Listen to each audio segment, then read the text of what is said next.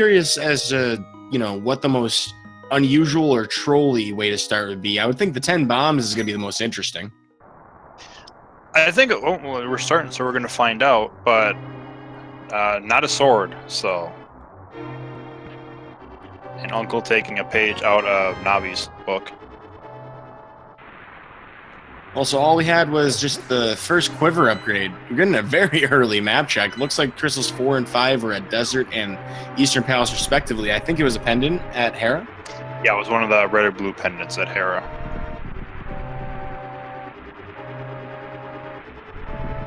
But yeah, I know like originally a lot of runners didn't like bombs just because how difficult it was and there wasn't a lot of practice in it. But I think now that a lot of the runners are more practiced in it, most runners actually don't like seeing Burna, but we got Fire Rod. And that's just because Burna can be difficult to farm bombs for, and if you get the 10 bombs and you're good with them, you already have the bomb for the back of the escape anyways. Well, it's not quite a Burna, but we are going to burn some stuff. We have the Fire Rod, and looks like both of our runners have pretty fortunate magic drops so far, but neither of them getting a bomb yet. And as you mentioned before, we're definitely going to need one of them for the back of escape with those 3 items. Yeah, it's not a huge deal if you don't get the bomb to check it. It's just, it's going to be in the back of your mind, and you're going to be thinking, well, you're going to think my opponent got a bomb, got in here, and then if you go back there and see something major, you're going to be like, oh god, I'm behind now. Certainly something that you only lose a race once to before you find some way of getting bombs again before the next race. Here we're going to have one of the required kills. We absolutely have to get the key from this guard. We're also going to get a key from the chest. So I guess you probably could skip that momentarily. Well, no, you're going to need it for the next door anyway. Well, no, you'd still be able to skip the key because that key is used for the sewers. But there's that small chance, and I've seen it happen, that one of these next 2 chests could have something like a mirror, and you won't see that guard again. That's true, and getting a very early mirror is a very fun find because you can use it right away as soon as you got Zelda. Yep, I've seen it in Zelda's cell before. It is a fun start. It's like, oh, okay, I can leave right now. Oh, we got an 8 bomb drop on Hyphen's side. Well, that's a fantastic find early on. It's one of the best random prize pack drops you can get. The groups that are part of the prize pack, or the enemies that are grouped together, stay the same in Randomizer. Their contents of their prize packs do not, though. So finding that 8 bomb drop, very fortuitous for Hyphenated. DT's hoping to find at least one from one of these enemies. Yeah, hopefully he gets it. We'll see. DT going to use pot strats, even though he's got a Fire Rod. And Zelda's chest, we get the 10 bomb upgrade.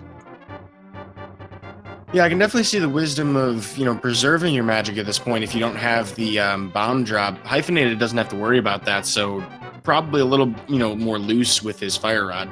That being said, though, without another weapon, it's going to be hard to replenish that magic. There are some magic pots coming up ahead. Yeah, there's a few spots in the sewers you can refill your magic, but maybe that's what he's thinking, is just to try to conserve that magic to try to get the bomb drops.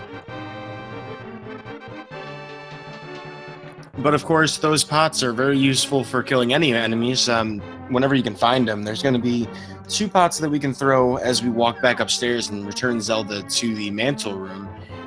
In the hallway you're about to see Hyphenated walk through. That's another good place to get a drop. Yeah, you don't have to use any ammo or anything like that.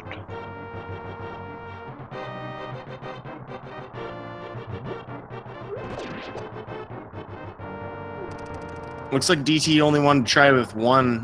Didn't happen to find much of anything there. There are quite a few places where you can throw a pot in the escape in the back half, so probably just, kind of banking on that. Doesn't want to waste too much time here. Yeah, it's kind of that risk versus reward. There is, a decent chance that maybe there's just nothing back there.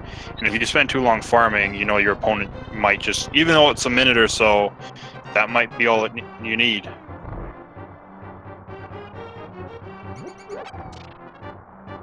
Well, as for total time spent, both of them are actually doing pretty well in terms of comparison to, let's just say, our old NMG times.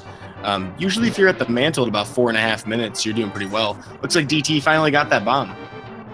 Yeah, got 3 of the ropes with 1 fire rod shot, and they got his bomb. So he's at least got it for that. Not going to have it for Kakariko like Hyphen will, but he's got a chance. Never mind, we've got bombs there. So Yeah, that's a he's pretty got hilarious Kakariko. way to find him. See, he's just telling me to eat my words. Well, it looks like Hyphenated's managed to kill everything he has to in Escape, and the name of DT is not too far behind him, getting pretty friendly key rat, actually, not even getting northeast or northwest. Yeah, got him right at the torch.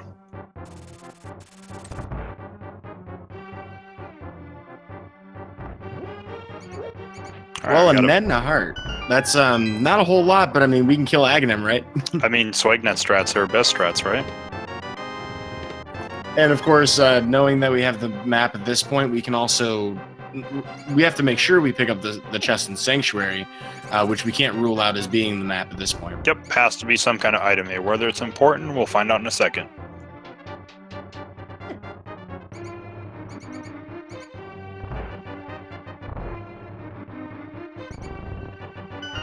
Hyphenated pulling off pretty much a 6-minute escape even. Very standard fare as far as, say like a regular speed run would go. So they didn't really waste much time here. DT maybe 10 seconds behind. Yeah, really not that far behind. And yes, fire run, and then you're also spending the time to check those 3 chests, which you wouldn't even do.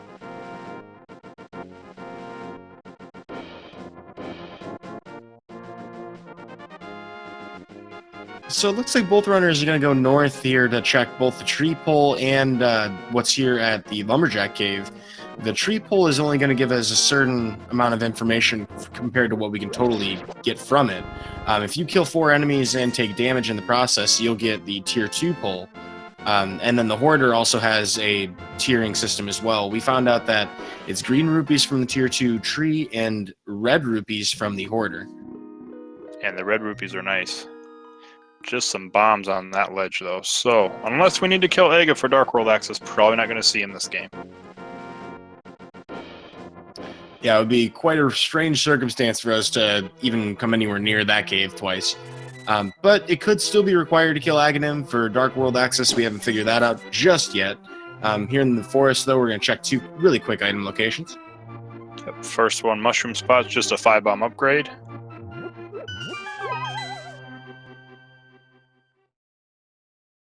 But we have a glove, so it's the first piece to the puzzle for Dark World access. And now that we have Nintendo's greatest peripheral device, we are able to lift up some of the rocks in the world, and this gives us access to quite a lot of different things. Yep, and it looks like tier 1 tree pole is just arrows. Yep, so the only way they can check the third one is if they pull the tree and then kill 4 enemies without taking damage. So neither of them are going to opt to try to do this right now, but they may end up coming back to that later. Yep, possibility. We'll see. But we're going to get a check on Blind's hut. We got 5 items in here.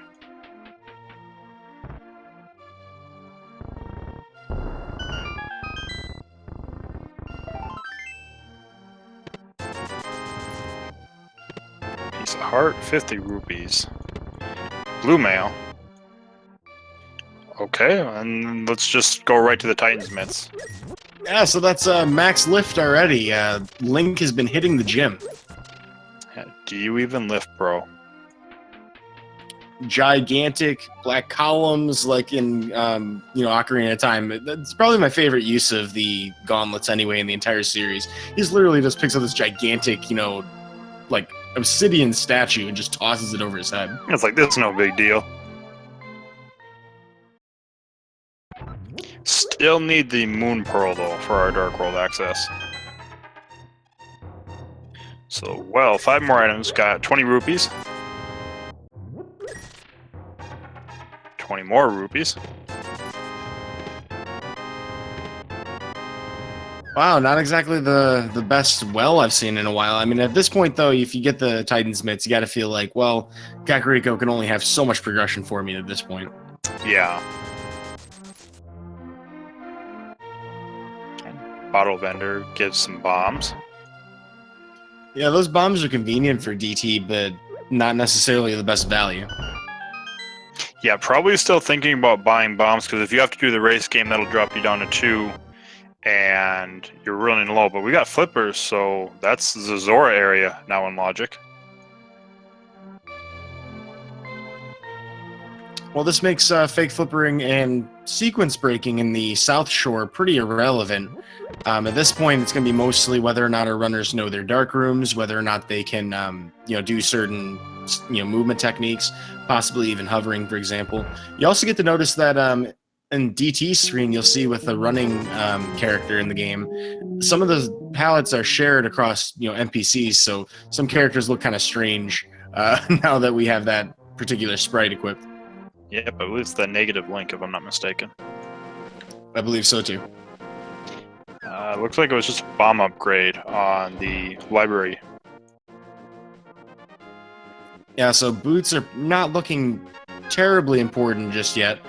We also have a vanilla heart piece at the race game, so it looks like neither of our runners are going to go back for that. Yep, probably not. But there is a decent chance boots might be needed for this seed, because desert is a crystal, so there's the possibility that desert is boots locked.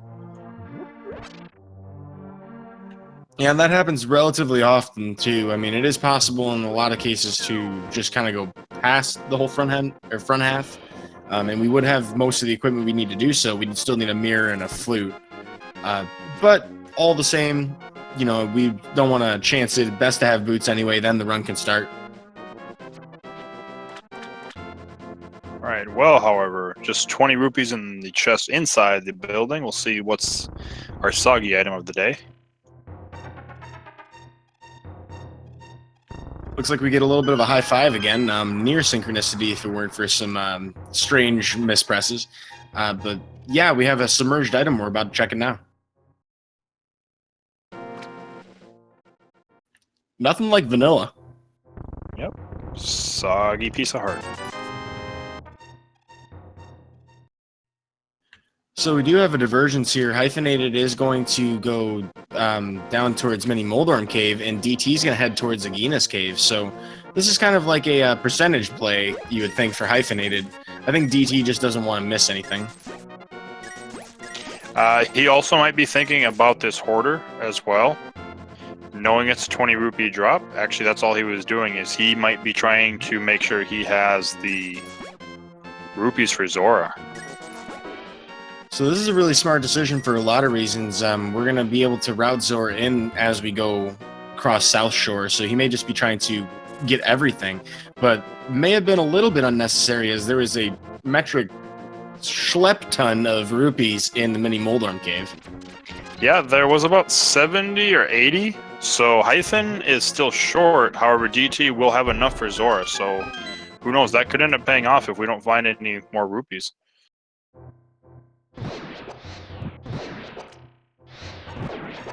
And of course, with the fire rod equipped, we're just going to burninate almost everything in the Mini Moldorm Cave. Actually getting some late second splash damage on the last one. Yeah, so it originally missed, and the Moldorm's like, okay, I'll be nice. My cousin will get you later.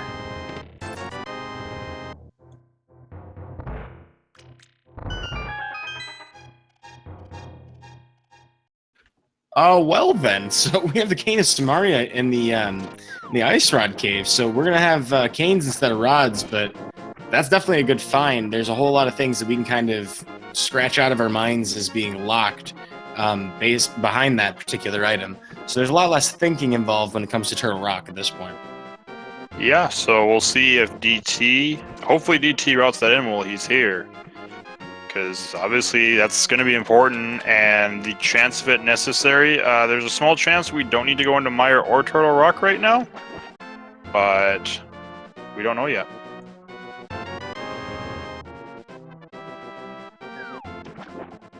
Hobo planning on taking the bridge out with him, apparently. Yeah, unfortunately, he was sleeping on the job and wasn't able to complete the task. So it looks like Link is actually working for the Department of Defense right now. Yeah, Link being a hero already. All right, let's see if DT is going to make the play to Ice Rod. Yep, he's going to Ice Rod. Okay, so he'll get his cane then. See, and this could be huge because DT having the rupees, I'm guessing once he's finished with Ice Rod Cave, is going to take the swim to Zora. Hyphen, on the other hand, is either going to Agina's Cave or he's got the same idea DT had earlier, and he's going to go get some rupees from that hoarder. Yeah, so it looks like DT made a really smart choice here when it comes to rupees. And Hyphenated's actually going to go for the Thieves' Cave here. Also, very viable way to get rupees, but if he had kind of realized that the hoarder there had the 20, he might have just done that instead. Yeah, he knows the hoarder has the 20s because he's checked it already, so yeah, it would have been a little bit quicker because only would have had to grab 3 of them. But this works just the same, maybe a little bit slower, but he'll get his rupees. So DT has a little bit of a head start getting to the Zora area. We'll also get a waterfall check while we're here. Yeah, but Hyphen is going to check Agina's Cave while he's in the area, so...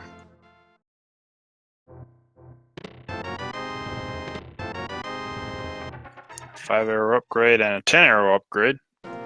Also, the Quiver Cave, that's hard to say. The Quiver Cave wasn't very valuable for us, but it looks like DT's pretty good at dodging crabs. Let's see if Hyphenated ends up getting something nice out of this check.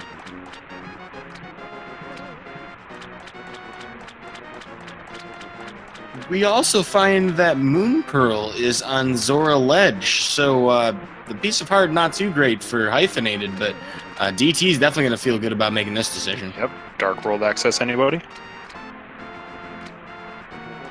And that's going to put him in, depending on what Hyphen finds... Oh, never mind, he is going. I thought he was going to go to Eastern for a second there instead. Oh, wow, that's an expensive piece of heart.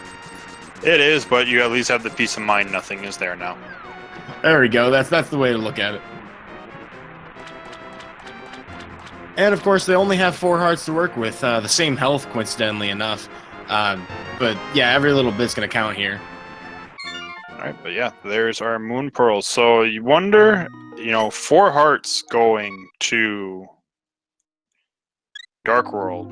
Nobody really, I guess they got Blue Mail, so it's not as bad, but still, that's fairly low health for Dark World.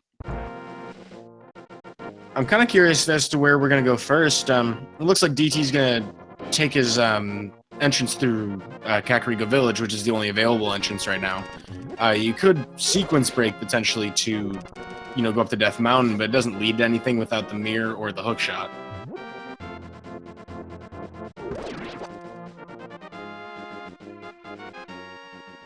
And it would seem that DT doesn't have any magic to work with either, so kind of limited in options there as well. Yeah, it means no weaponry whatsoever right now. And you can only walk into so many enemies with bombs when you only have 4 hearts. Yeah, 4 hearts, Blue Mail, most things, it's about, take you out in 4 shots. Pretty much everything's going to do heart. Map check, we got green pendant in Skull Woods, blue is in Swamp, 6 is in Ice Palace. Everything else is crystal. Yeah, so it looks like that Cane of Samaria was important after all. Yep, very important.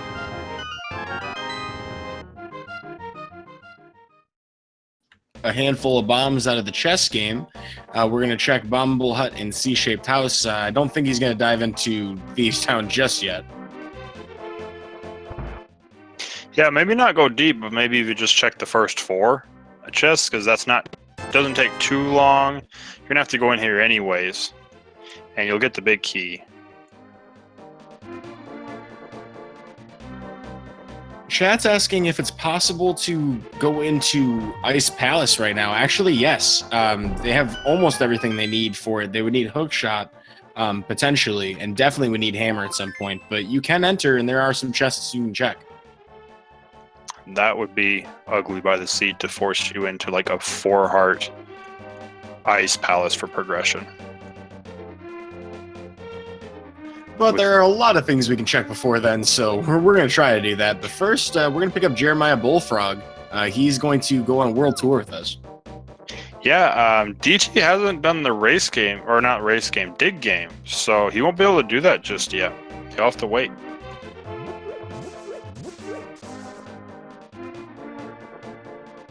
I'm kind of curious as to what his routing will be, because he still has to come back for K45 later on when he has the mirror. Or he might actually not have to at all, but he probably will. And then there's still the digging game, so I'm wondering if he's just going to, you know, access the portal south of Link's house later on and try and cut back the opposite direction. Yeah, it's possible. Looks like Hyphenated is making a different choice, though. We're going to go into Skull Woods.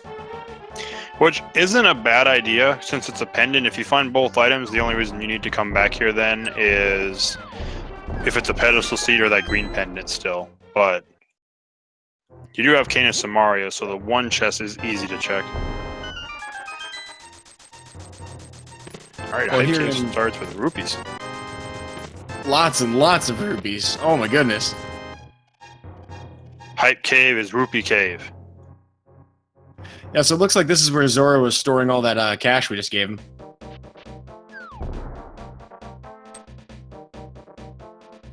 In the meantime, Hyphenated's going to do a bomb jump with a very precise lineup. Unfortunately, all he gets is the Arrow of Validation. Obviously the most important find in the game. Yeah, which I think is one of the items. I don't think we found the second item in Skull Woods, and unless we did, and he's leaving now.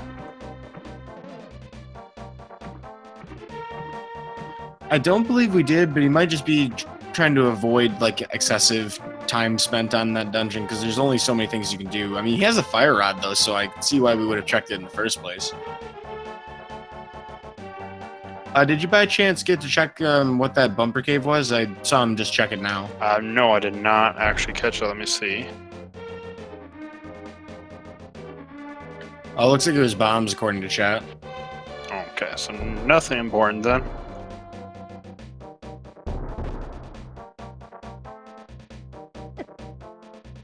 Wow, so it looks like Jeremiah Bullfrog here is going to get a world tour all the way to the Pyramid of Giza. Unfortunately, just a bomb upgrade there, so without the super bomb in tow, we're not going to get anything else out of this side. We might go all the way to Catfish, though. DT's looking frisky. Oh yeah, the frog is going to see the catfish. Perhaps this is how we get our 10 rupee item, is because we just scare the frog into turning into a blacksmith and then giving us the proper item. Yeah, it's like, you know, you don't give us a good item, I'm feeding you to that catfish. But Hyphen is going to jump into Thieves Town. Yeah, it took an early death in here as well. You can already see that, you know, this is, you know, where this low health, low weapon situation kind of hurts. I think the death was actually intentional because he came in here with a half a heart, so he didn't want to, you know, get halfway. Oh, we got boots. So them or those, apparently. Unfortunately, we don't have a sword, so our dashing is only so useful, but we are going to get a bottle from the Quake monster, so that gives us a kid. We can check that now. Hyphenated has quite a few extra checks, though, with the boots. Yeah, opened up the Bonk Rocks as well as King's Tomb.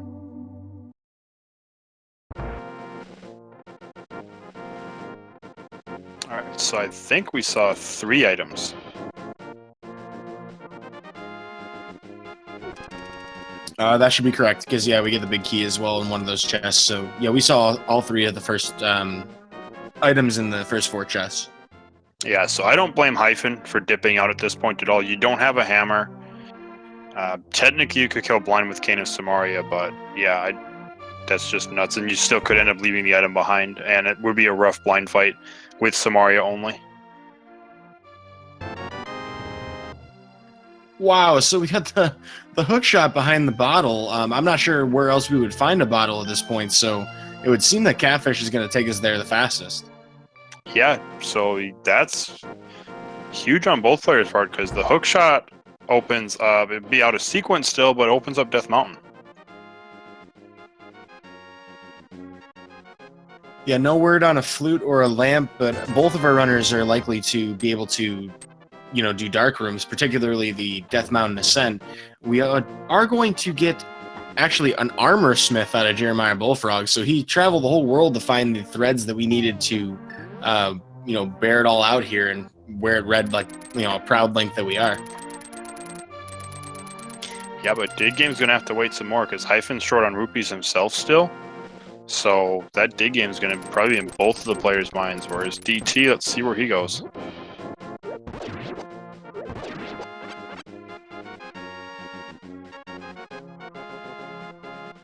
Just at the outset of things, it almost seems like Hyphenated's doing pretty much the same kind of route that DT is, but it's kind of interesting to wonder, what's going to happen with the difference in boots, whether this will allow Hyphenated to kind of catch up a bit. Yeah, he'll start catching up, so DT is going to need to make the play into Thieves Town just because he's going a bit slower right now.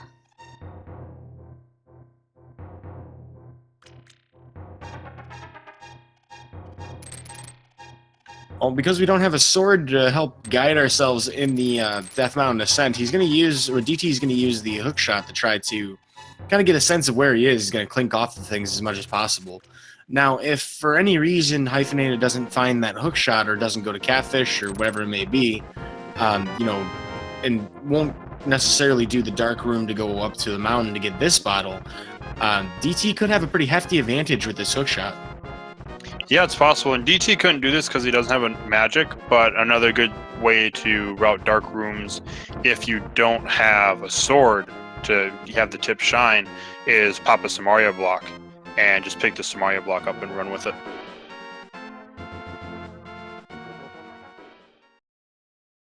That's a pretty crafty way to use it. Here in Spectacle Rock, I believe that was a sword upgrade, if I'm not mistaken. That was our first sword. Ooh, and silver's on top of the rock. Yeah, so more than likely, we will be picking those up at some point. Even if they just find everything else, it doesn't take that much time when you're about to go into Ganon's Tower to just drop down, mirror, I guess a little bit, but the time save is well worth it. Yeah, it doesn't really cost you a whole lot of extra time in order to go up the mountain either side. We're going to get an attempt at a very difficult bomb jump from DT, and he actually pulls it off with one try. Yep, very nice. That's one of the more challenging ones because you kind of have to pop Link around a corner, so to speak, with your bomb jump. DT made it look really easy, though.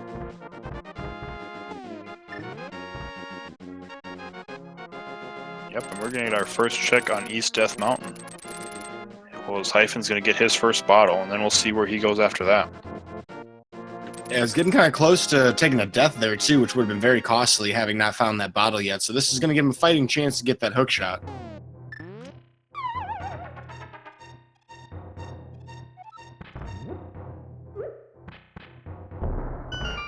Yeah, question in chat as far as, is it GG because of the early boots? No, it's way too early to tell. That's just GG. But we get a mushroom so far.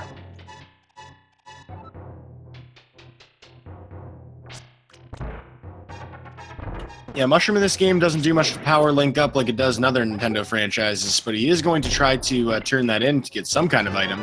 We're going to get a heart and a mirror. Very nice find with a red meringue, unfortunately, not the blue meringue. 2 more items left in this cave, though. Yep, and we're getting the boots areas checked. Ooh, half magic as well.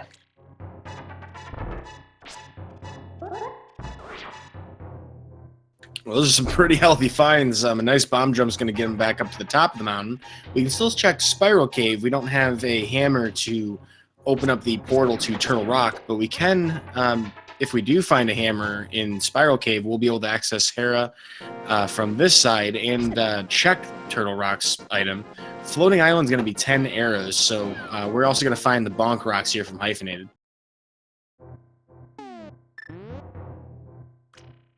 So yeah, nothing major behind the boots just yet. We'll see, maybe can't get to desert yet, but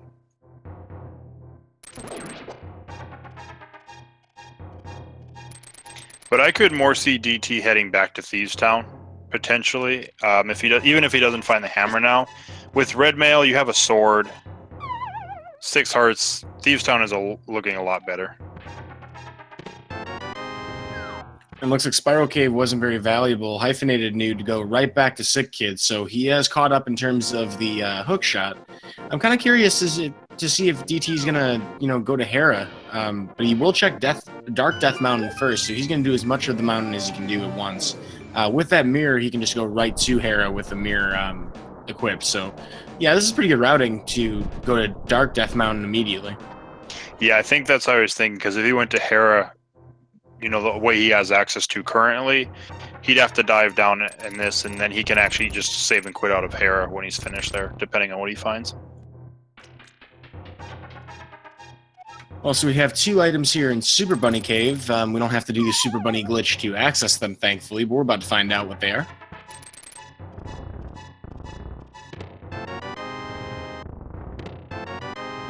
Wow, so we're going to get a shield and bombos. We're already up to the fire shield. There's only one more upgrade to it, which would be our riot shield, also known as the mirror shield, traditionally. Looks like Hyphenated's going to head up to Death Mountain as well. Yep, also going to do the sequence break. And we're going to get our check on the Turtle Rock Medallion, which is Ether.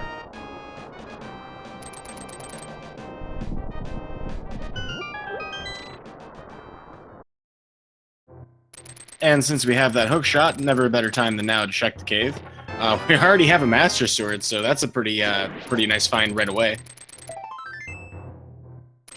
Yeah, never going to complain about an early Master Sword. At least after you know you don't have to do Ego 1. Yep, if and only if you find that out.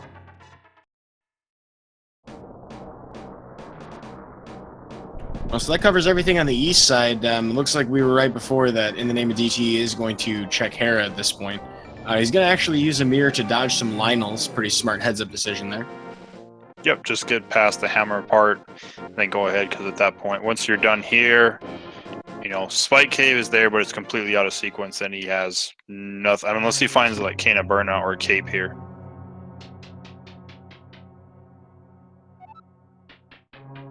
Hyphen sees his sword, is going to go pick that up. We may not have to take a trip into the basement. We'll see. Yep, early big key gives us a chance to go right up to the top. We do have one more chest we can check here. If we find that...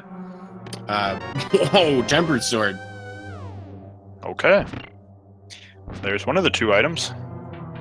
So in terms of armaments, Death Mountain living up to its name. Yeah, it's going to rain death on many enemies. Because 3 sword upgrades plus silvers were up here. Yeah, and this is like a pretty overpowered weapon to have here in Tower of Hera. I mean, all of these, Helmsaur mini, or the hard hat beetles, all of them except for the red ones are one-hit killable with this weapon. And Moldorm's going to go down in just 3 hits. Yeah, probably happy to see Tempered right before Moldorm. There's the key that you don't want to see, though. Okay, second item. So, basement trip not needed, and DT might not... Yep, he's not even going to do anything with the dungeon, because it's just a pendant. Yeah, but it's not even the green pendant, if I recall correctly. Green pendant was Skull Woods. Yes, it is, so... He's going to pick up his silver arrows really quick, and then probably going to save and quit at this point. But Hyphen also is having good luck with his bomb jump so far.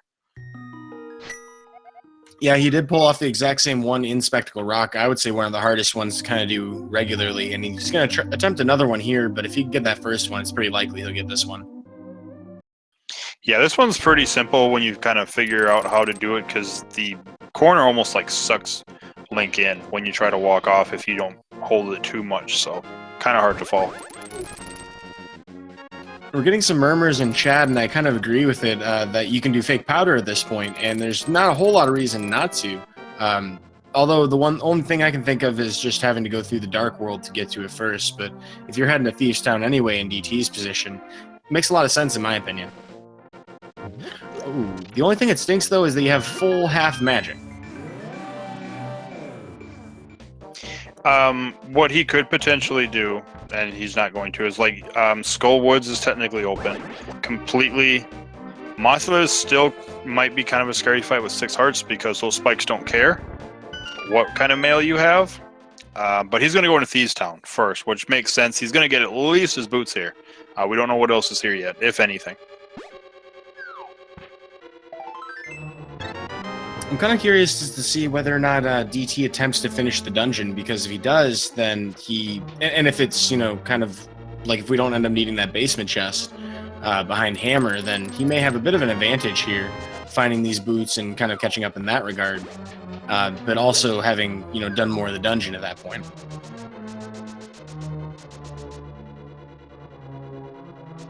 Yeah, I think the only thing DT might be a little concerned about right now, and it wouldn't be a huge time loss, but finding the boots where he did, knowing that he could have just come in here and grabbed them quickly if his opponent did the same.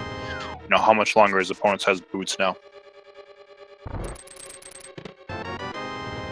Also, we didn't get a menu to mirror, so it looks like he is going to go a little further into the dungeon. Yeah, now that he's well equipped. 7 hearts, red mail, tempered sword. He's even got a fairy in a bottle at this point as well. So even if the blind fight gets away from you and you end up taking a death, probably not that bad. Yeah, it's a pretty cozy fight overall, or a cozy dungeon with this kind of equipment. And we also know that DT has played NMG, so he's probably very familiar with the blind fights quote-unquote script. I am curious to see if he's... No, he's not going to get the God Pixel, unfortunately. Looks like Hyphenated is rapidly catching up when it comes to the swords, though. Picking up Master Sword, we'll be heading to Hera next, hopefully. Otherwise, we'll potentially skip it, if not, and wouldn't have a sword for the rest of... Or that sword upgrade for the rest of the game. Yeah, which will be interesting, because then if he doesn't, we probably won't see that. But yeah, it looks like he's heading to Hera, because really no reason to just skip Hera. You're up here. You can get through the entire dungeon, except even if we had to go into the basement, so...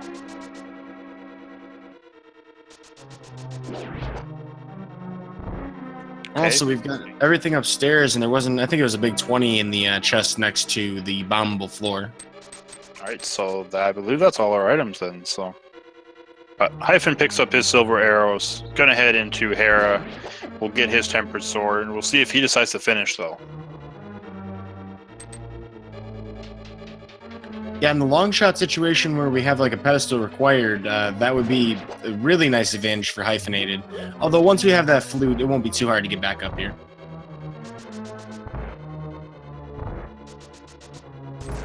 That is assuming that flute is not on pedestal. That would be quite the troll. Okay, well, Hyphen's gonna kind of gamble on Hera. He only picked up 1 item, which we know is a good gamble, but he did leave it there, so he's gonna maybe be thinking about that if he's looking for an item. Yeah, he could be paying the mental tax for it later.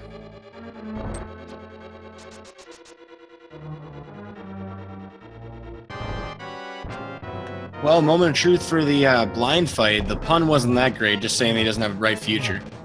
Oh, and Chad is actually saying there was a map in the attic of Thieves Town, and they have the key, so if blind doesn't drop an item, there is an item in that big chest.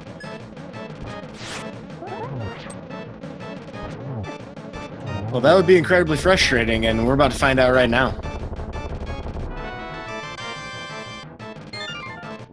So the quiver upgrade means that we shouldn't have an item in the basement. Yes. This also does mean this dungeon, by logic, is... Oh, no, it's not. It's not hammerlocked. Never mind. That's if you have the key there. So...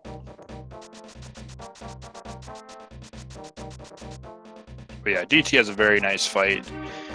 Looks like he's going to go check Bumper Cave Ledge and Northern... Dark World plus probably Light Worlds. I don't believe he's checked his bonk spots either.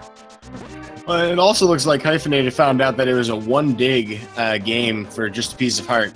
So very straightforward for that. That was pretty quick. Yeah, definitely.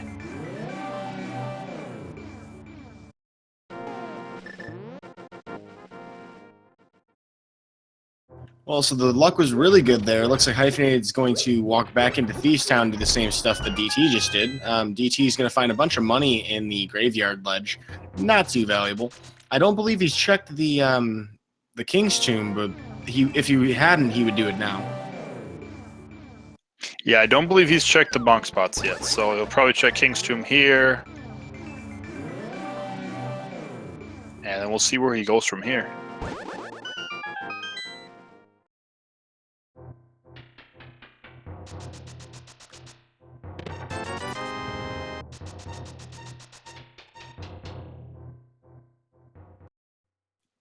And I wonder if DT will end up going back to Village of Outcasts at this point, because Purple Chest is still sitting there, and you've got all the mirror locations on the way now.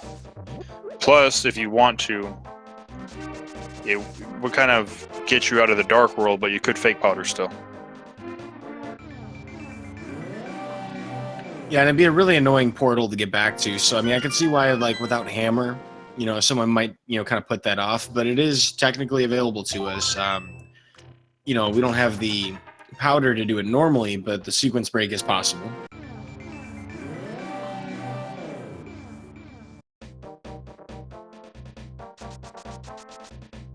So it seems like hammer is kind of influencing our choices here. Both of our runners seem to not want to head towards, Ice Palace or try to do that fake powder until they have it. Yeah, DC is just checking Bumper Cave, so it looks like he's going to be going. We'll see if he goes to Mothula. And Looking pretty likely. Well, maybe not Mothula. It is Green Pendant, so we'll see if he risks not grabbing that.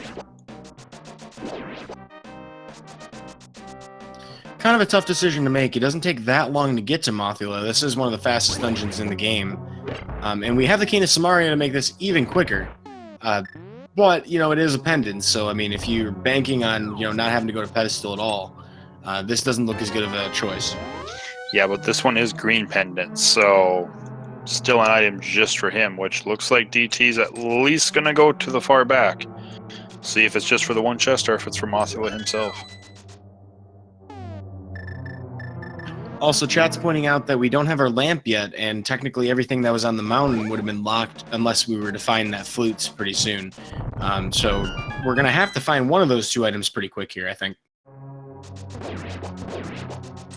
And potentially, yeah, there could be a way the Sea just kind of keeps putting it off and puts the lamp in a late location. Would require a lot of, triple dips, all that fun stuff. I don't believe anybody's checked Sahazrali yet, have they? No, neither one has been to the eastern area as of yet. Which would make sense if DT's next play is planning to be the pod eastern area, to just come in here and grab the green pendant, since you'll be in that area. Yeah, so with nobody having checked those, 4 items technically, but 3 in the actual shed itself, be interesting to see if DT's doing exactly that for that reason. I mean, I have to agree that's exactly what his routing is if he's going to kill Mothula here. Which has a very nice Mothula fight as well.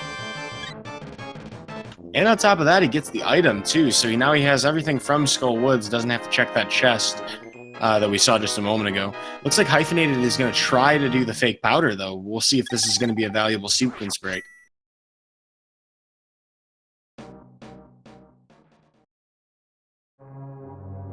Yeah, and he had to leave the chest where he did. Actually, no, because you can't bring the chest into a cave with you. And our DT is still going to actually check for items. Hyphen came in here. He found the single arrow in the big chest. DT hasn't been in here yet.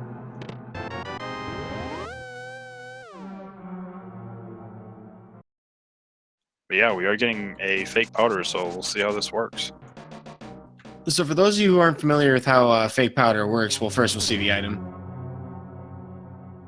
Ooh, a big 20. But so fake powder, you have to... It's kind of a weird glitch that you can do in the vanilla game 1.0 Japanese version only. That's why we base it off of that. But you have to deplete your magic basically entirely until you would get the text box in the normal game that says, hey, you need more magic to use this item. That text box is removed in this version, the randomizer. But if you use that, Cane of Samaria and then menu to the powder or the mushroom, Link, for whatever reason, will just throw powder when you leave the menu.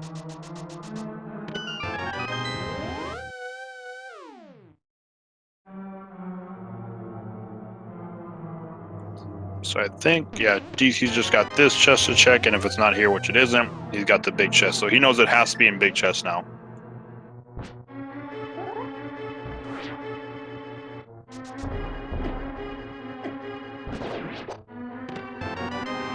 Ooh, that mini Moldorm almost pushing him off. He gets his single arrow.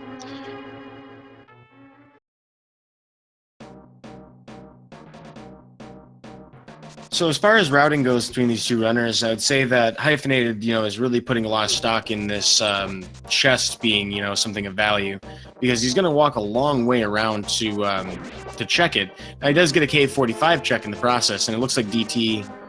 I thought he was going to do the same thing, but it looks like he's going to check Dig Game first. Yeah, he hasn't done Dig Game himself, so he'll check that first, then probably do the exact same thing Hyphen's doing. Because, folks, if you didn't know, you cannot bring a follower with you. You can't have one even following you anywhere in Hyrule. This guy does not like followers.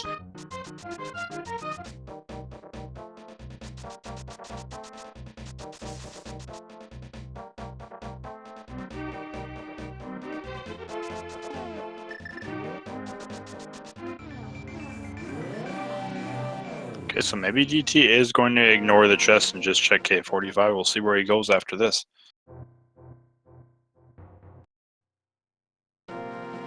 Seeing that it's only a heart container, probably a wise decision, that we can see from the commentator couch.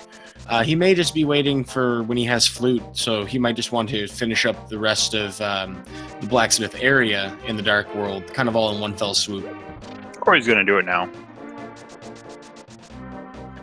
The world may never know. We unfortunately cannot use premonition here.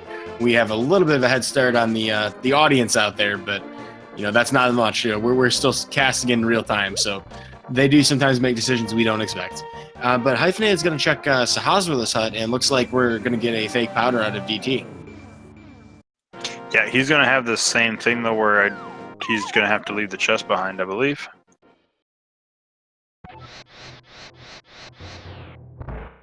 Oh wait, okay, so if you drop in there, the chest will follow you. Yeah, some of the followers are a little bit weird. Not all of them behave the same way. It didn't look like there was anything in the actual back of Sahasrah's closet. No, I only saw some rupees and I believe, some health. Okay, well, we get a save and quit from DT. I'm sure he's going to just go right to Link's house, go turn this in.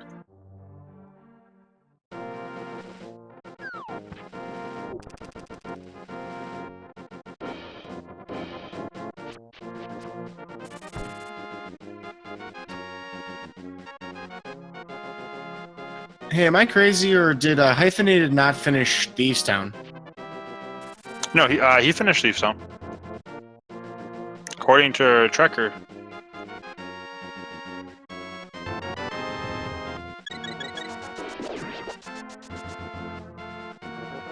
Well, it's nice that they have the hookshot going into Eastern Palace. This becomes a lot easier. Yep, saves a little bit of time.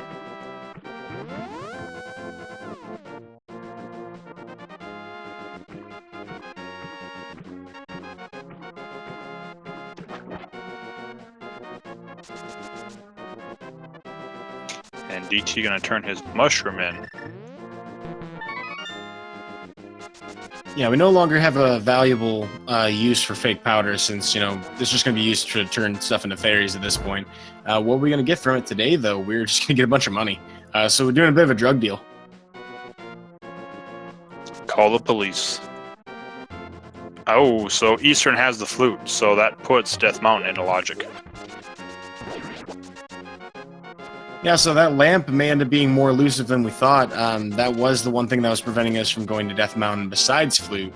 And since we don't have a bow and we don't have the lamp to check what's in the other part of Eastern Palace, which we could go and check. I think we have all the items, though. Looks like Hyphenated is just going to save and quit out. Yeah, I think we found all 3 items, so the vanilla big key chest is not required at all. And DT is going to turn this green pendant in. Okay, just a card container. So as it were, it looks like that actually puts Hyphenated in a relatively advantageous position. He is a little bit further ahead in progression at this point.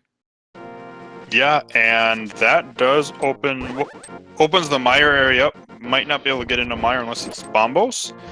And then it opens Desert up entirely.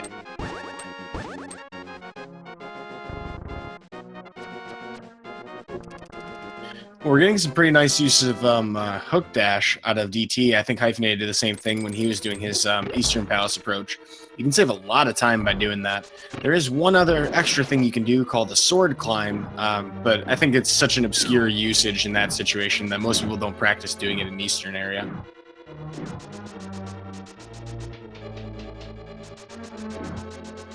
Your instincts are absolutely right, though. We're going to check and see what's on Desert Ledge, and then, the rest of the Mire area. Just a heart piece on the Desert Ledge. Whole lot of vanilla this seed. I'm seeing particularly in the heart pieces.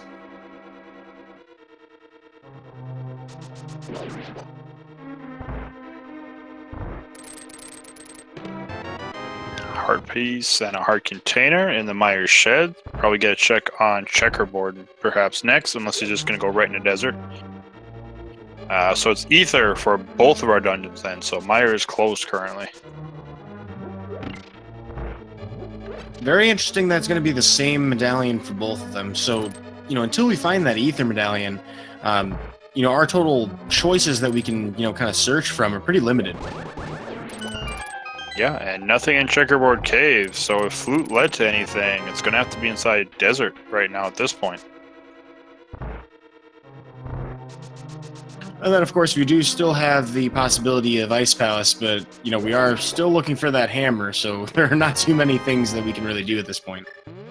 There's one more place, and this would be kind of a interesting place to put the hammer, but it could be in Swamp. Yeah, there's exactly one item we can check, isn't there? Yep, there is one item we can check, or one chest that we can check without the hammer. Well, so far the routing in Desert's been pretty, friendly. We got the big key right next to the big key room, and I presume that, that's going to give us a key to go right to the other side of the dungeon. And we have the mirror, so we're going to be able to come back here very quickly. But we are going to get the Swag Duck National Anthem on DT side.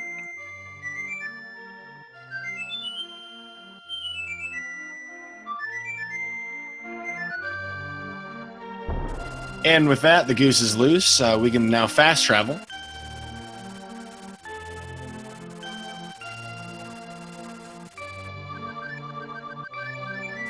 It looks like DT is going to play as a song of his people. There's powder in Desert.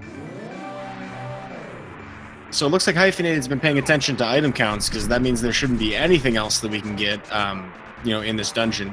He's going to head straight to Lamolus with that information. Yep, and half magic fire rod, even without the half magic, should still be a very quick fight. And that powder is really handy to have, if we end up finding, say, ether somewhere pretty soon. Going into Mire, going into Turtle Rock. Lots of dungeons coming up ahead where we can take advantage of having that powder.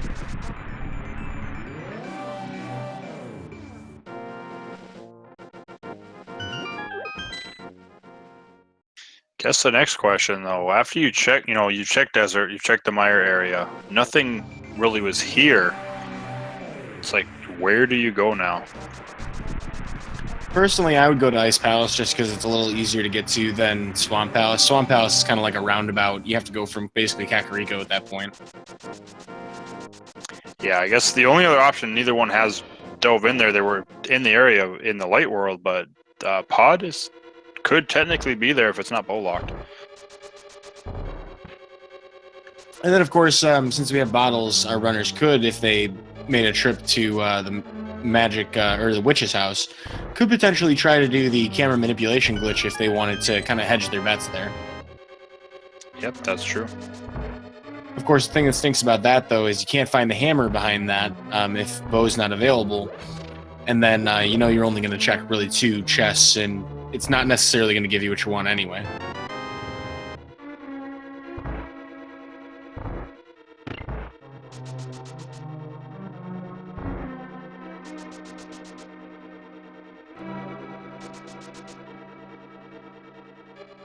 Well, speaking of Witch's Hut, we're going to turn in the, we're going to do the drug deal. We're going to get 300 rupees from that. Be interesting to see if Hyphenated elects to empty out one of the bottles, one of them being a B. I think and yeah, it looks like he's going to actually release the fairy. Slight tactical misplay, but, not a problem. Picking up the potion anyway. All right, DT picks up his powder. And question in chat, would I do Ega to have a portal to Pod side of Hyrule? Only if it's necessary. If I can get to the Pod side without it, no, I wouldn't waste the time. It's too much of a time sink. Typically anywhere from 4 to 6 minutes, depending on how well that goes. So, I mean, that is a very hefty time sink. Now, if you're like really planning and really banking on going to Pyramid Fairy, there's maybe some wisdom in it, but it doesn't take that long to walk around. No, not at all. But let's see, Hyphen.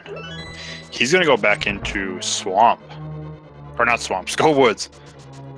I need to learn my dungeons apparently. Well, to be fair, there are quite a few of them.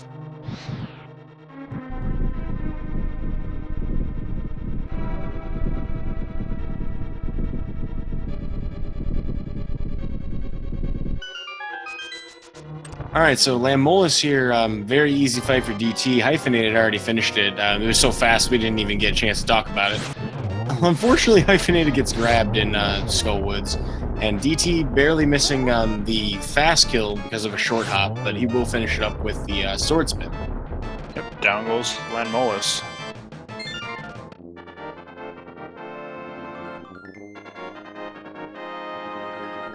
Ooh, now this is interesting. Hyphenated is going to opt to take on Mothula, so all of the time that he had ahead of DT right now is falling by the wayside, all in one fell swoop. Well, what Hyphenated might be thinking is he's going to head to Pod after this because he picked up the potion, so he might be preparing for a potion glitch, but before doing that, I'm going to pick up the green pendant just in case. Yeah, so it ended up being kind of time neutral. Both of them taking advantage of routing that was going to take them in the area anyway.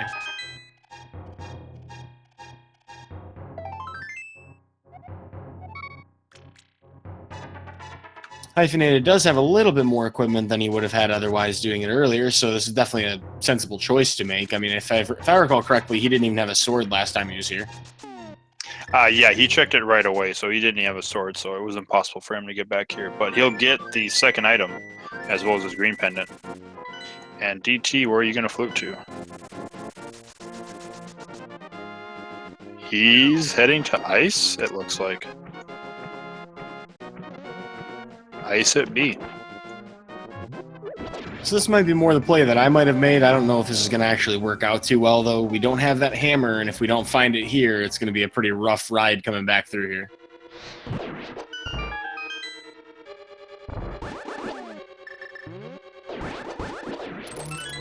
Yeah, but really, I mean, I think their options at this point are Ice, that first chest in Swamp, and Pod. But Pod, if it's bow locked, unless you find, progression in that first chest, there's only the one chest, so everything else is going to be locked behind the bow and the lamp at that point. And plus, on top of that, we don't have a lamp, so I mean, it's not like there's a whole lot of things we can check. And it looks like DT's choice to go to Ice Palace paid off immediately. He gets the best meringue.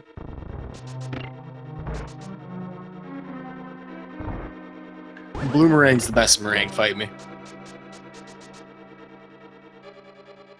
But we'll continue checking the rest of Ice Palace. We're going to get some northern checks out of Hyphenated. Not going to find anything but money in this cave.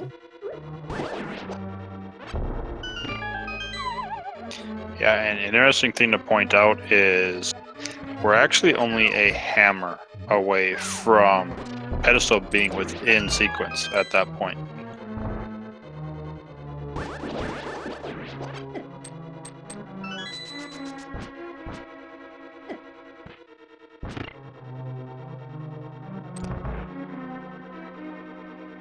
Well, so it looks like in the name of DT, he's going to try to do hammer jump, or not hammer jump, bomb jump, Ice Palace bomb jump strats throughout Ice Palace. This will allow him to route differently based on that. Since we have a Cane of Samaria, it's not exactly too important the way we do this. This is kind of just a handy way to avoid some extra keys. Yeah, and I guess the one thing that it doesn't help is you're technically full clearing the dungeon at this point. You can't even full clear it or go to Cold Stare unless you find the hammer in this dungeon. But yeah, Hyphen's going to be making the pod play. He's going to drop the pendant off first, get his heart container. Well, that's a convenient place for a big key. Yeah, about as favorable as it's going to be. We don't technically need the big key in this dungeon thanks to the routing that we did, but he will get paid off with a gold sword for doing so. All right.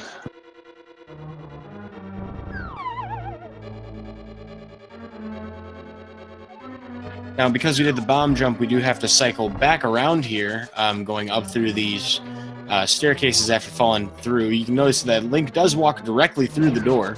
Very interesting quirk there. But in the meantime, Hyphenated is going to show us whether or not we are locked behind the bow for Palace of Darkness. Yep, in the meantime, I think DT's checking. I think we got access to 2 more chests so far. Got Iced Tea Room and the one in Spike, so it's not bow locked. Yep, and we're also going to get a key for In the Name of DT here. You almost forgot that there is one more item you can check. Yeah, almost did the save and quit, but then remembered I've got 1 chest I can still check.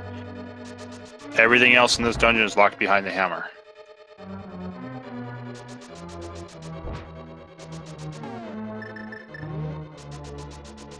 It's beginning to look a lot like Double Dip. It is looking that way, unless the hammer's somewhere in pod that's accessible.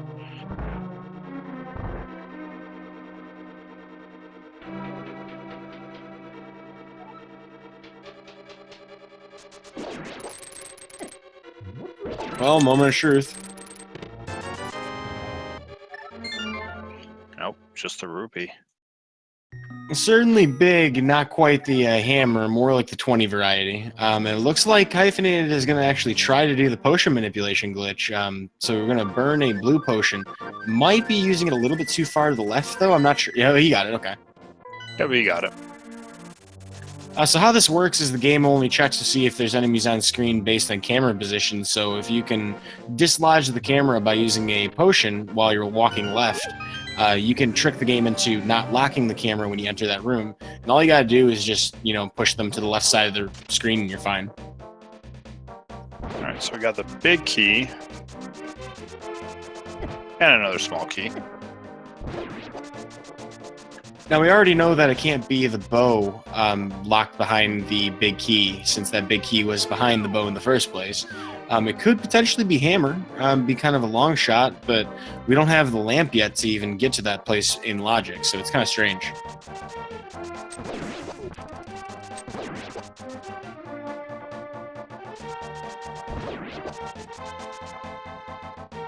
I'm going to have to wager that DT here is going to head towards Swamp, it looks like. I mean, he might even be going... No, he's going to pod. Oh, you're right. He can use his flippers here.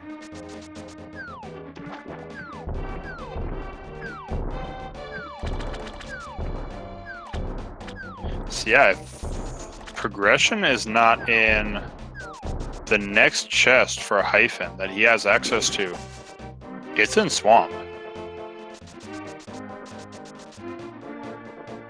What a seed. What a seed. Because, that would give them the ability to continue into Swamp. Oh, there it is! Yep, there's the hammer. Well, you called that one. There could have been progression down here or in the Dark Maze, but as far as within logic, it wouldn't have been within logic. Right, and our runners are doing their best to try to kind of figure out, hey, what does the seed actually want me to do here? Hyphenated did find 2 small keys down there, so he can do the other Dark Maze if he wishes to. Might not bother, though, hoping to maybe find that lamp in here first.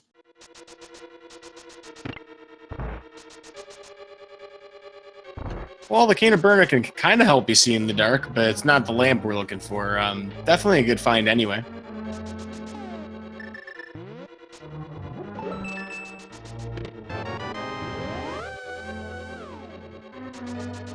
Yeah, and I wonder how DT is going to feel about Ice Palace now.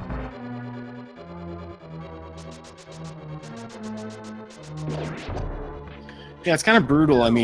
The one saving grace is if he does find ether elsewhere, he might not be feeling as pressured to check it or to find that.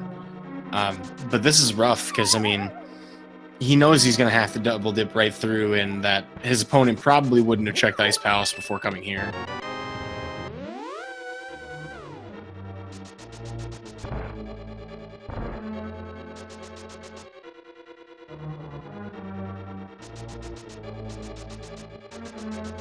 Well, that was an absolutely expert Dark Maze by Hyphenated. It didn't even seem like he was breaking a sweat at all in there.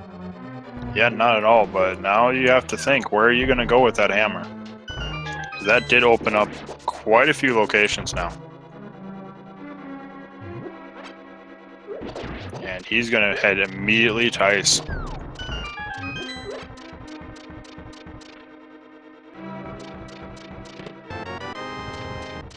Well, that's great news for Hyphenated. Now can fully clear this dungeon.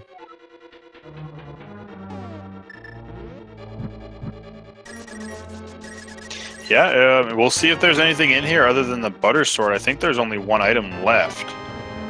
And it's going to be behind the hammer or on cold stare. But we'll see where DT goes next. He could end up making the play into swamp instead of heading back to ice.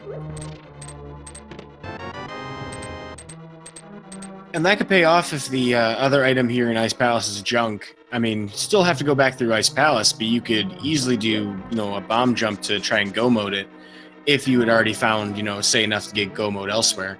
Looks like In the Name of DT is going to try to do a hammer jump, though. Yeah, which makes sense.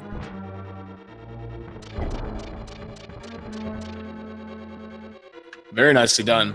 Unfortunately for DT, he does not have the big key from the potion manipulation glitch. Does have his hammer at this point, so he'll be able to go check it. If he opts to use the same glitch, he'll be able to go right down to Helmasaur King. Oh, and I guess chat's correcting us. All 3 items in Ice Palace actually were found. So Hyphen's actually going to waste a little bit more time looking for the items. DT will lose a little bit of time, though, due to not having, or having to come back in here to get a cold stare.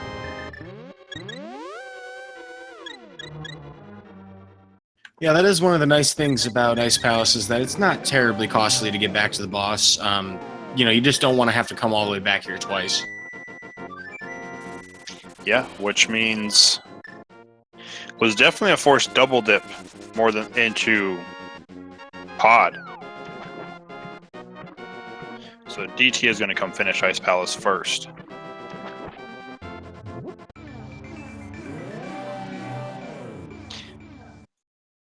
I think I agree with you, though, that we're going to probably see Swamp in a moment. Yes, I think all that's open that's within logic at this point is Swamp, Pedestal, and Spike Cave. Oh, and Peg Cave also. That's open now, too.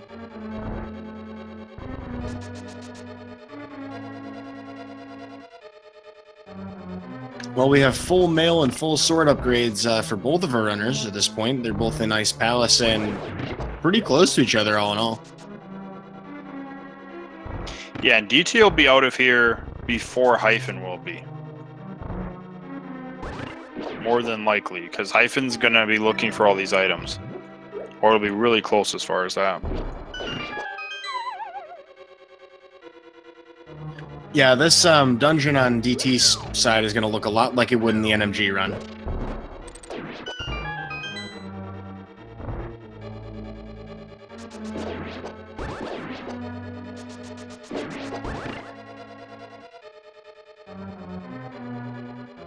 Fortunately for our runners today, we didn't have to worry about not having a hook shot, though, so no really crazy bomb jumps working here.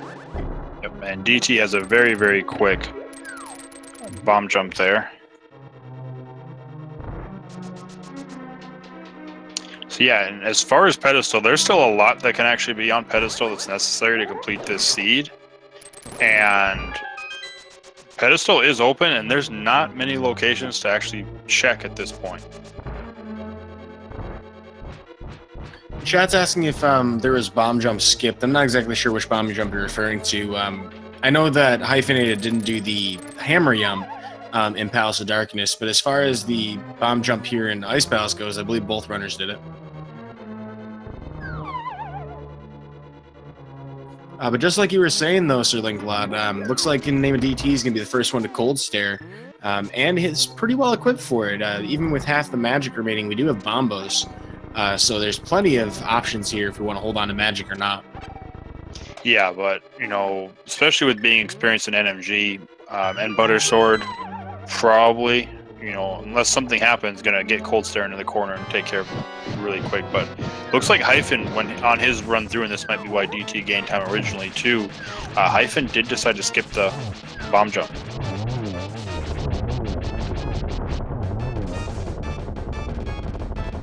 Yep. Nice quick kill on Cold Stare. Like hot butter through a cold eye, apparently.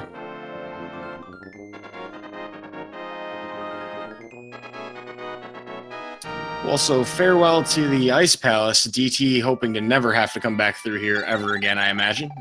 Pretty quickly going through it the second time, though. Hyphenated's going to have a very similar fight, has plenty of magic to work with.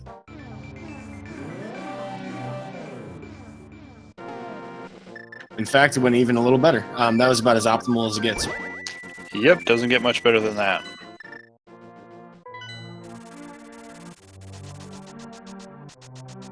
So DT, let's see where he goes. I'm gonna guess he's going to Swamp at this point. And he's gonna just route the Peg Cave in while he's here. That makes a lot of sense to me. I mean, you're already heading in this direction. We don't. Well, you could use the portal just south of Link's house, but this seems to make a lot of sense as well. You can kind of do all these things at once. Or you might just do the Peg Cave, mirror, and then head into Swamp. Which makes sense, because if you're looking for something, then you find, you know, progression here, and you can kind of just wait on a pendant swamp. That's probably what you do. Of course, it is the highest item density that we can check at this point. So in the name of DT, he's only going to find a big 20 in there. Hyphenated having a little bit of a head start heading towards Swamp. Yeah, so progression at this point really has to be Swamp, or it has to be up in Spike Cave. Or on the pedestal. Yep, pedestal is not dead yet. There are quite a few things we still need. We definitely need that bow, and we are almost assuredly, we're definitely going to need the ice rod. And we don't have ether yet.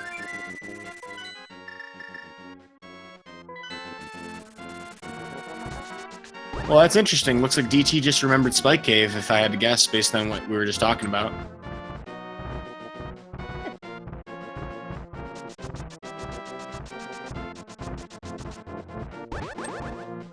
And we get our first sword climb of the game. Yeah, and I think something that DT might be thinking about is having a double dip Ice Palace like that.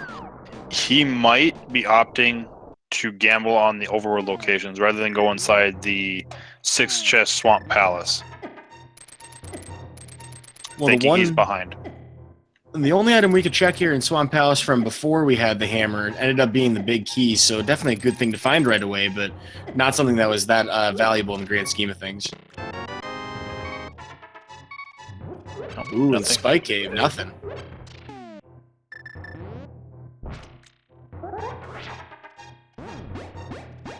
DT gonna actually walk out. Yeah, I really like the use of spin speed there. Very smart choice there. It's those stairs are not always thought about, but if you have a Cane of Burna, pretty wise to use it that way. Yeah, so where's DT going? Oh, he's thinking it's pedestal seat.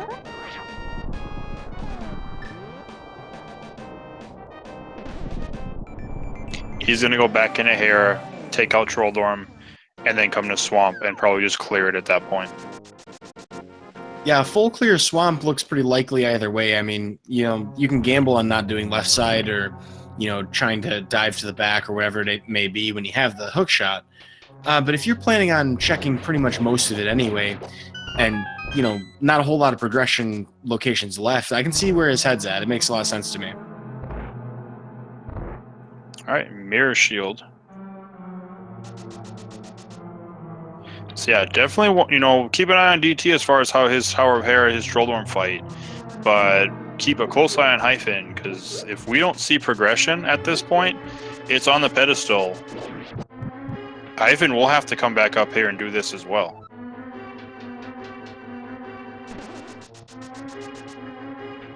Yeah, so if that ends up being the case, then DT's making a time-neutral decision here, possibly even saving a little bit of time based on how he would, you know, approach Swamp. But if it ends up not being in, you know, if the pedestal, then he loses time to Hyphenated, who may or may not actually end up killing Argus. Yeah, I think it's that huge thing that, you know, he's kind of thinking ahead about his gamble in Ice Palace not paying off, that it did lose him time, and he has to find some way to gain that back now. Looks like Trolldorm living up to the name, though. That's 2 falls so far, and it's really just been the patterns of Moldorm. Moldorm has really been cutthroat in this fight. Yeah, he's been extremely aggressive. 3 for 3, and he gets 1.0 on the way down. Ouch. Fun fact, folks, you can take damage as you fall down a pit, and that also means that floor masters can pick you up from a pit. All right, big 20 in Swamp.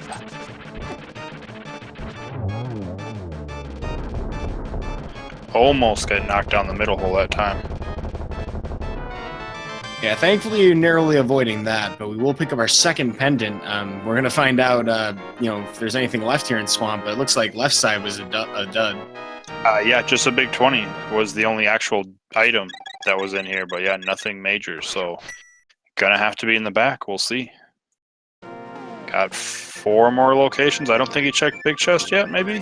No, oh yeah, he has, so.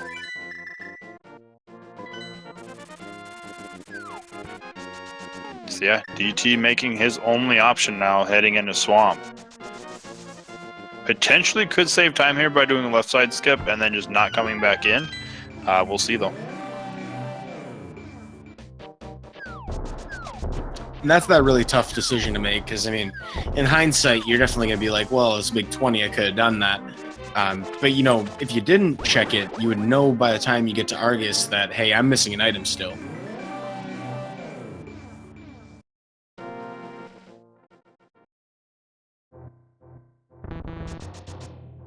Well, there's then. Ether. Well, that does get us our access to the other 2 dungeons. Since there's only 2 items in Misery Mire, and, there are items locked behind... Oh, there's the book. Well, he can check pedestals. Yeah, checks his items, sees that Argus, I believe, is going to have one of them, so... So that's, interesting, because, I mean, if you're in DT's position, do you check pedestal after this? I think at this point, you just go and pull it, because that was the only reason you would go do Hera at that point, is you're doing the pedestal at that point. You're planning on coming in a swamp, more than likely just doing a full clear, and, we'll see if he decides to go there right away. More than, he'll have access to the mire area. You can complete the mire. It is a sequence break, technically, because we don't have lamp still, but...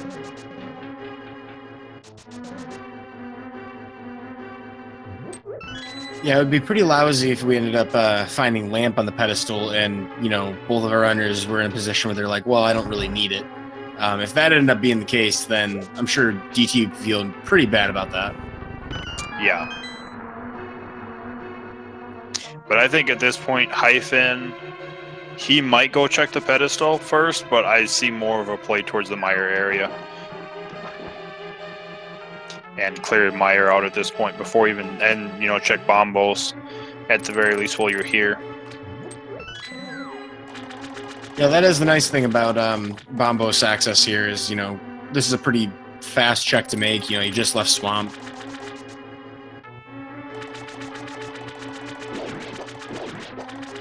All right, bombos tablet has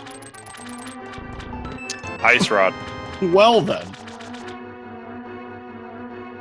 And he even got a fairy drop from killing that vulture. Yep, so now we are looking for a bow.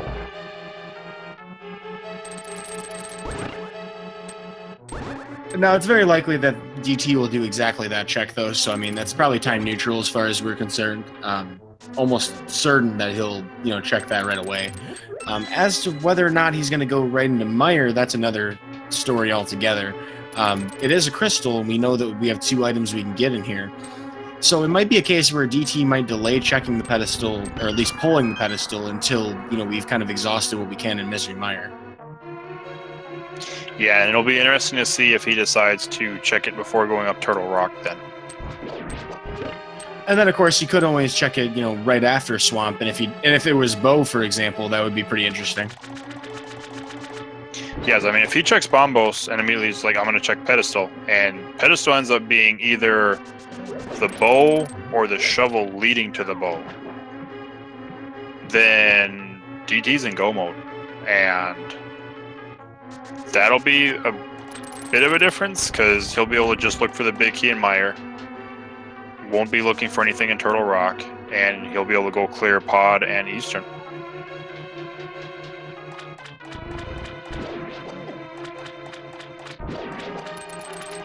You know, it looks like Chat's pretty disappointed about the lack of bird toss. You know, I don't think Walrus Prime out there plays Randomizer. He might, but he is the progenitor of the bird toss. So, in his honor, I will say it's a big day anyway. There's the lamp. Lamp's a nice find, particularly when you're doing Misery Mire. You don't have to worry about that basement anymore. Yeah. If you're going to find it somewhere, this is where you want to find it.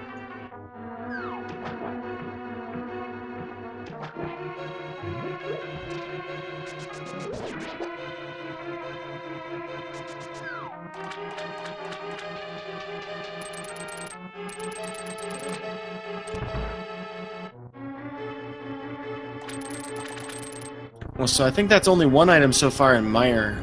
We still have another to look for, so looks like we're going to see that big key room unless it's in the torch room here. Yeah.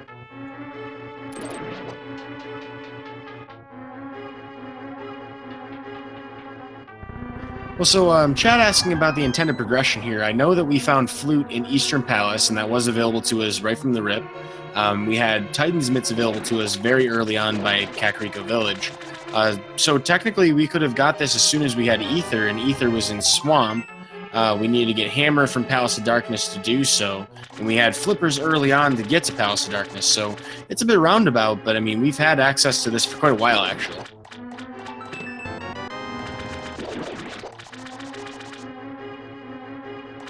All right, DT getting his book, and yep, gonna head to Argus.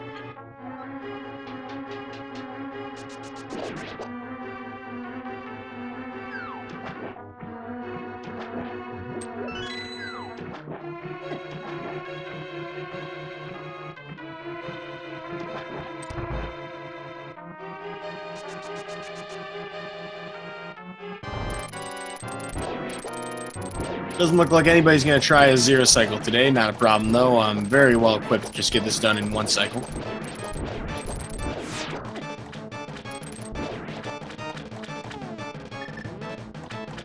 Yep, still, so far, very clean, quick fight.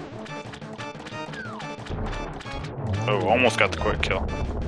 Yep, just a minor misstep with a sword spin, but no problems there. Looks like Argus is going to have that very last item, which is just 10 arrows. And DT now has every single pendant.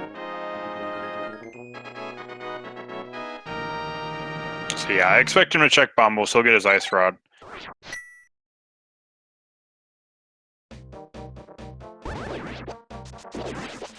Also, shout-outs to our tracker, Oddwalls, for trying to keep up with this race. They've been going in all kinds of different directions, so send them a follow if you appreciate the efforts like we do.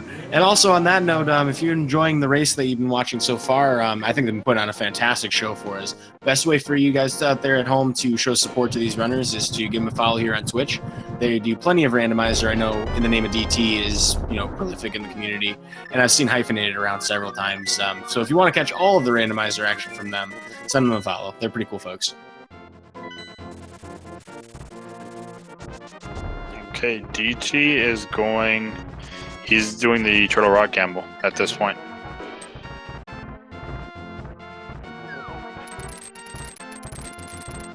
Yeah, might be regretting the decision to get all the pendants. You know, that being said, though, as a last resort, if it ends up being Pedestal, In the Name of DT has a significant advantage on that.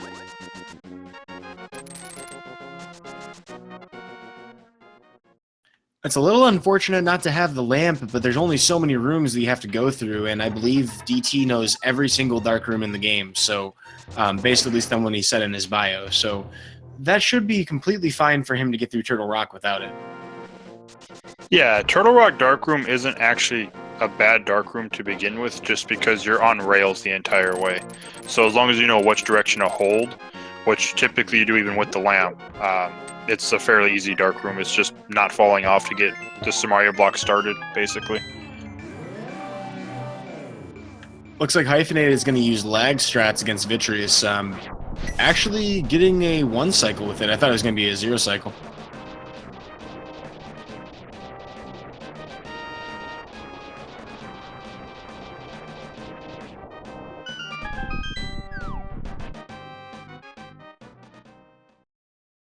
Alright, down goes Vitreous. And there's our bow. There's the bow. So Hyphenated is in go mode. Well, that's a crushing bow or blow to DT. So that's going to be really hard for him. I mean, he can still do Turtle Rock without the bow. That's not going to be an issue there. And Misery Mire is kind of the next logical place you check. That's really brutal, though, because that does put him pretty far behind as far as dungeon progression goes. Yeah, so he'll clear Turtle Rock. At this point, Hyphen is going to go to pod area. He's going to quickly clear a pod and Eastern, and then he'll go Turtle Rock right to Ganon's Tower. So DT will clear Turtle Rock, but he's going to have to make the trek back up Death Mountain to get to GT before, and Hyphen won't have to make that play.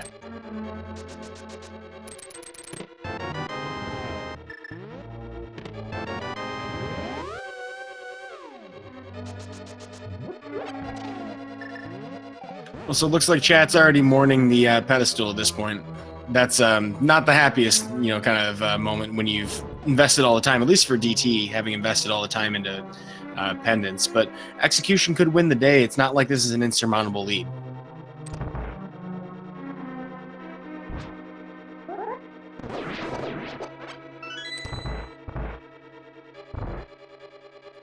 Though, as long as DT decides to go to Mire next, he should be in pretty good shape.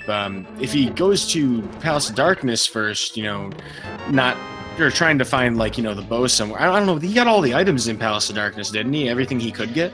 Yeah, he checked every location. He didn't do a potion glitch, so he doesn't have the big key, but he knows that the big chest would be locked by bow, so he won't even dip there. And it can't be an Eastern, so Mire's really his only play, other than checking Ether Tablet and Pedestal.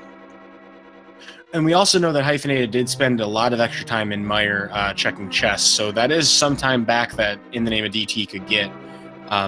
If he opts to go for Vitreous quickly instead of, checking every chest like Hyphenated did. Which, yeah, could be that potential gamble you're just thinking. It's like, especially if you're just looking for one item, just gambling that Vitreous has it.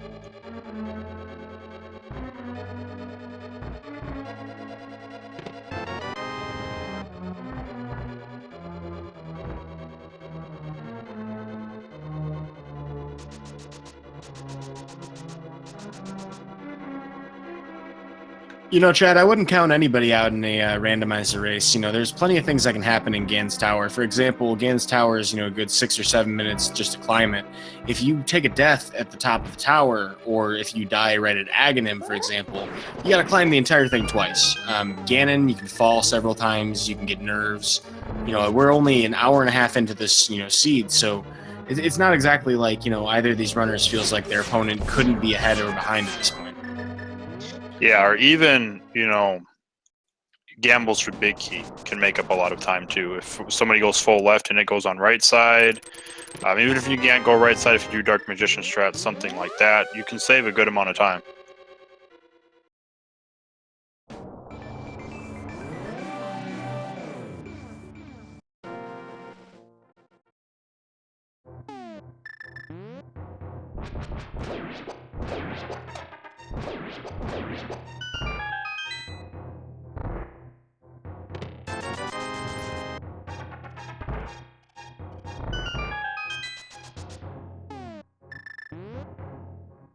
All I'm saying, folks, is, don't count anybody out when it's, pretty much just a one dungeon difference and there's still dungeons to clear. Link to the Past is not as easy of a game as you might think, and even at the highest levels, you know, it's not something that you want to just kind of like call over. We've seen a lot of crazy lead changes in this tournament, and a lot of people are at the records that they're at right now, like 3-1, because of exactly that.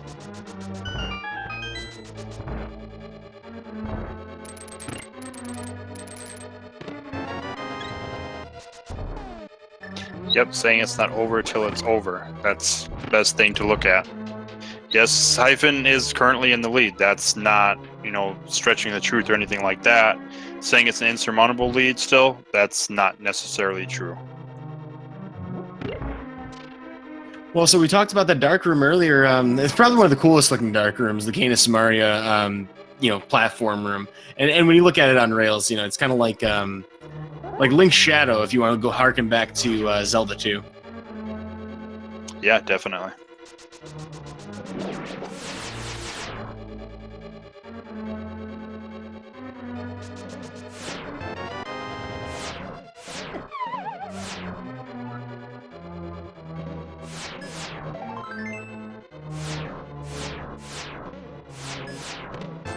Well, DT has to be a little bit careful about his health here. You know, Laser Bridge skip. Well, he's not doing a Laser Bridge skip. He has the actual mirror shield, but he can still take a lot of damage from those. So he had to be very mindful of where he was there. Looks like we're gonna get the Eastern Palace finish from Hyphenated, who's got a very easy fast kill to do here with Armos Knights. Yep, and we get the Cane Dash on DT's side.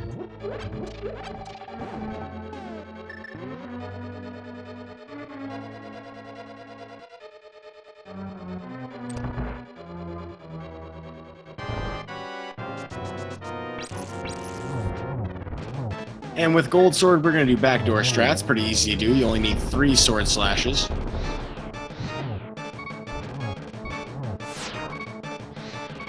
Ooh, DT's getting real close on health here, though. Yep, there is the Ice Head down low.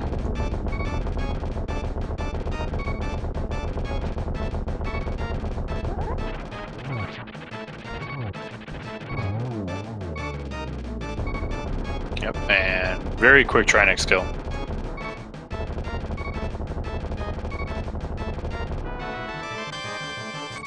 Very fitting Big 20 as a reward. Certainly feels like the Breakfast of Champions as far as Randomizer goes this tournament.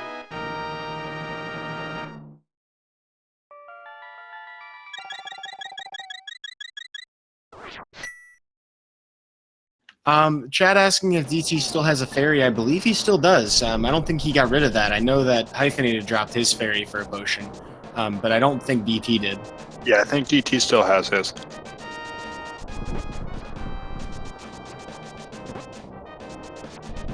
And I believe he's about to check Spike Cave? No, he checked Spike Cave, he's checking Ether Tablet. Ah, yes.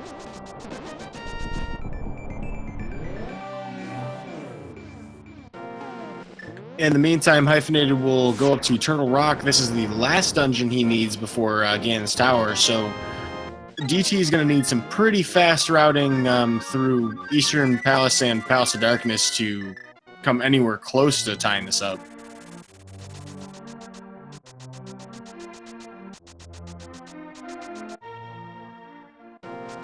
Just goes to show you how much Gold Sword and Silver Arrows can make these dungeons pretty trivial. I mean, we were looking at a relatively close spread between the two before they split off from Mire and Turtle Rock, but already Hyphenated is showing just how much of a difference it makes to have that bow and Silver Arrows. We're gonna get that blind pedestal pull though. Let's see what it's gonna be, folks. Yep, he's not pulling the book out, so let's find out. No, he's hoping for a bow.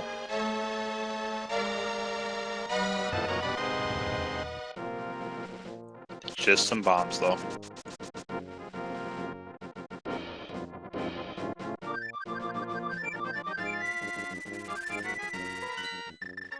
Looks like he's going to play the Song of His People again, this time probably somberly.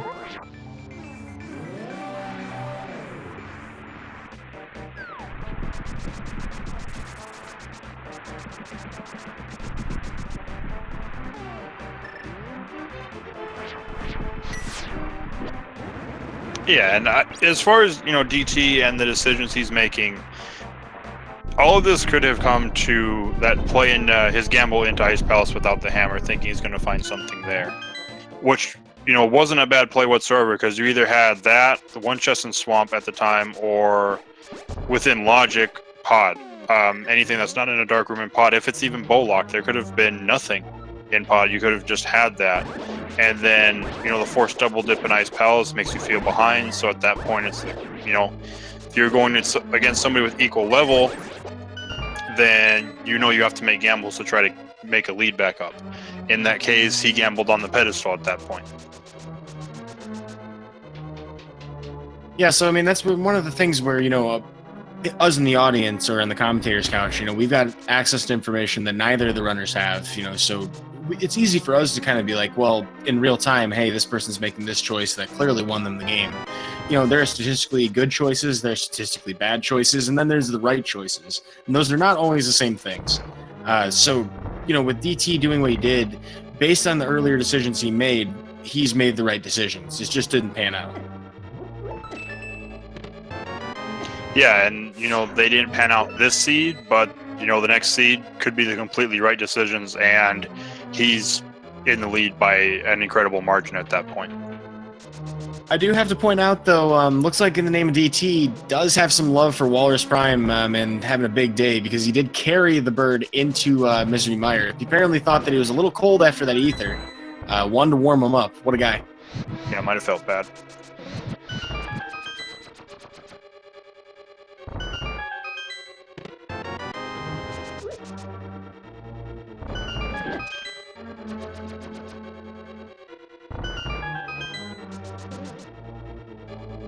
Okay, so he did get the big key. So we'll see. He's going to check this chest, but we'll see if he decides to just go right to Vitreous and gamble on that last item. It's not a bad gamble to make. I mean, it doesn't take that long to get back to the big key chest, but it's also not that long to get there in the first place. So it looks like he is going to check it. Or not. Nope. He's going to check this one chest at the very least with the extra key. Gets another key. Nope. Nope. He's going to at least check the big chest. Now, of course, I mean, this is like the least time costly, chest to check on your way to Vitreous, but, not going to be too valuable there. Nope, just the burrito. I think DT may have forgotten there is a faster way to get to the boss from there, but not a problem.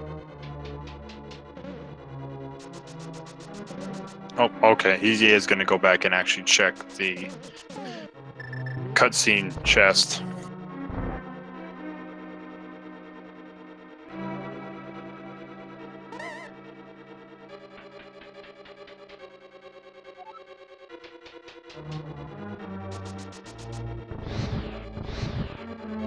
So Hyphen about to start his Trinex fight.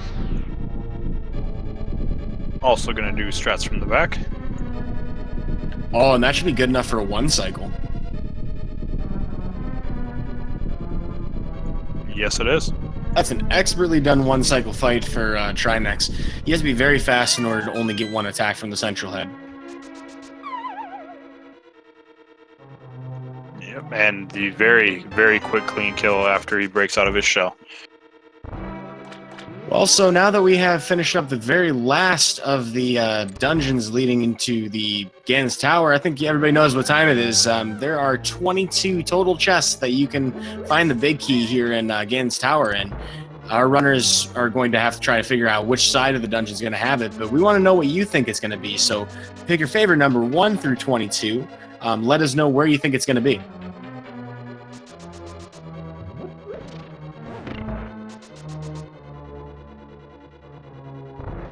Also, I'm not sure if anybody did the command.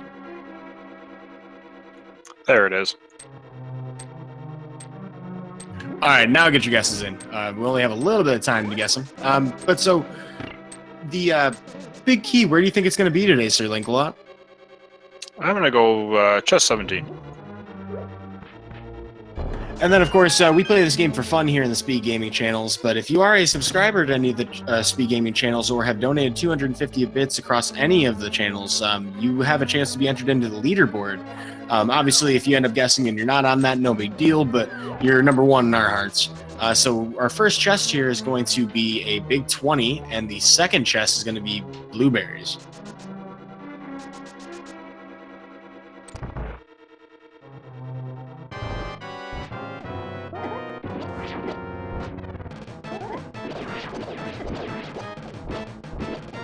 Yep, and there's a key on Bob's torch, so rip Bob. Yeah, I'm hoping that it's Bob's chest itself. I forgot to say that, but that's usually the one I go with.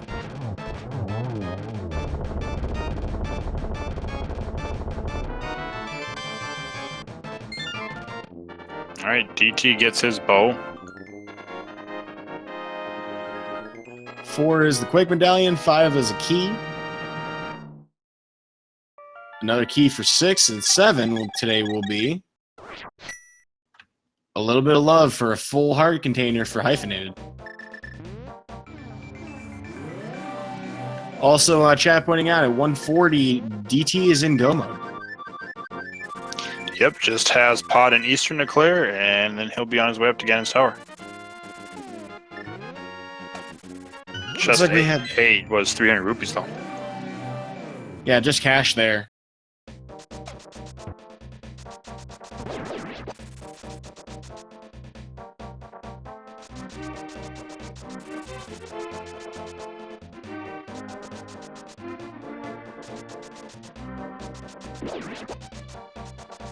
Well, DT still has quite a lot of ground to make up here.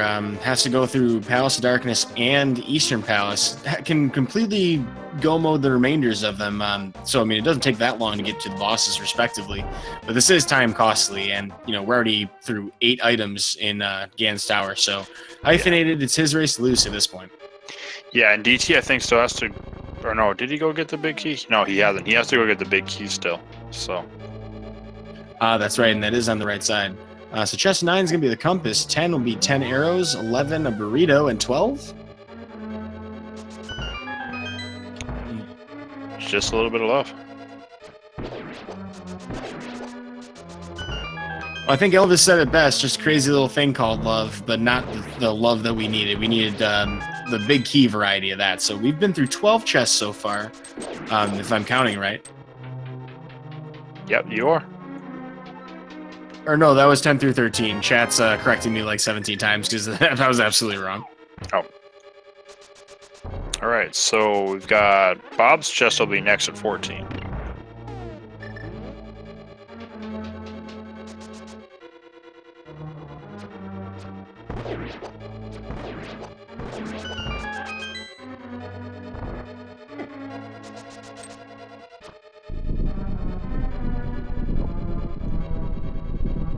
It's 14. Not Bob's chest. So Ice Armos fight it is. Yep, get your tickets, folks. Armos on Ice show's happening now. It's a very fast show because the silver arrows really, knock them down pretty quick. But chest number 15 is going to be a small key. 16 will be 20 rupees, and 17 is a piece of heart. There goes my guess. So it is on right side then.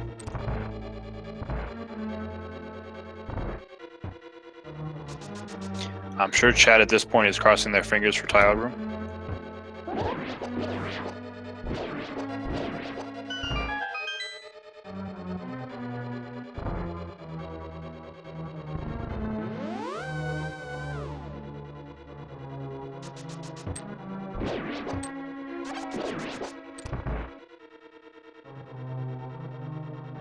Well, for a moment there, I thought he was going to go back and check Tile Room, but ends up just trying to make sure he's not getting grabbed by the Floor Master.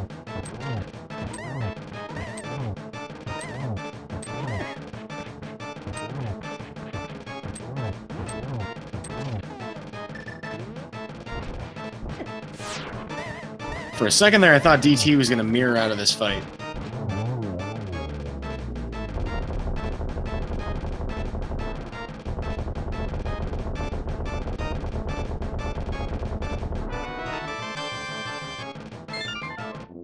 Well, DT just needs to do some mirroring, but chest 18 is going to be a big 20. Chest 19, 50 more rupees.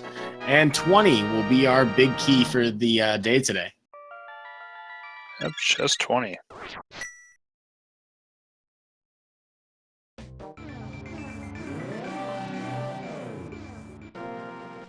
Chad asking about mirroring during a boss fight. You can't mirror during the death animation and after the kill, but you can mirror while still fighting.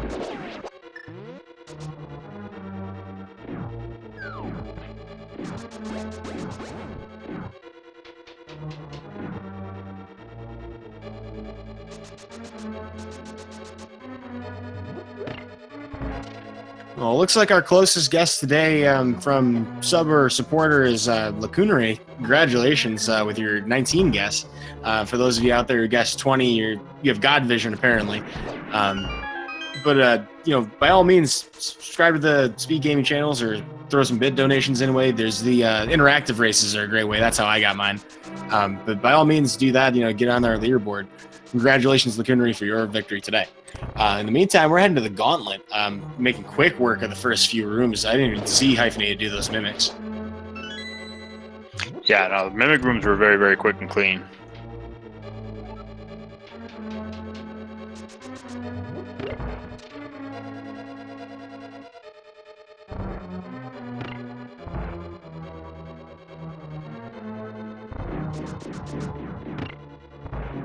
In the meantime, DT already all the way back to the Armos fight, so we're pretty much looking at a difference of Ganon's Tower, sans maybe a little bit of the upstairs segment, depending on how Hyphenated does, but this is almost a flawless GT as far as I'm concerned. Yeah, it's been super quick so far.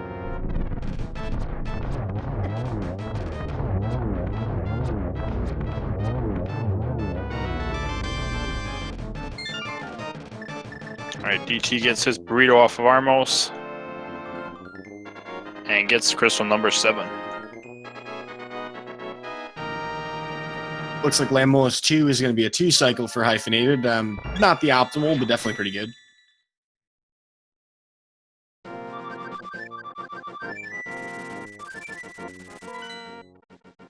We'll get 2 really quick rooms with the Cane of Samaria, the best weapon to use against these Wizrobes.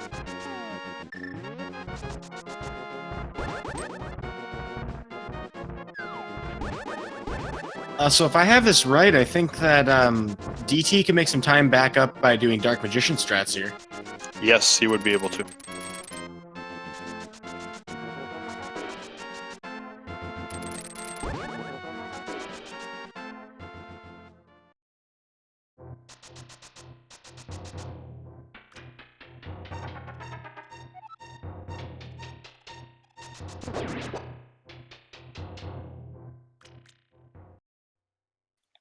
But yeah, I mean, as far as hyphens, and this is why, it is a fairly sizable lead right now.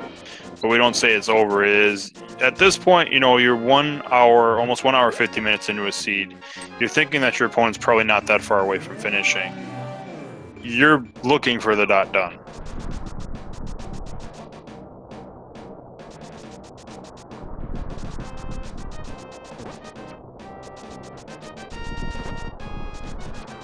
Well, Hyphenated gets a last gas before Ganon. That's the last gas station in 500 miles, because there's no more magic refills before the final boss fight.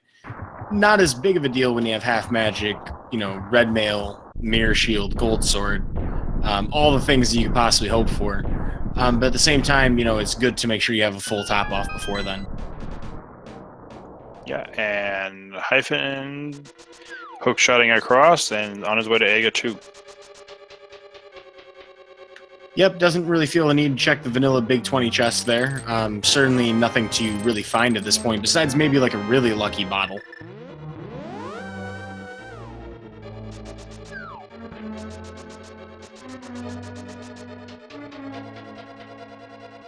To this day, I still don't really understand why there's a Big 20 in that chest in the vanilla game.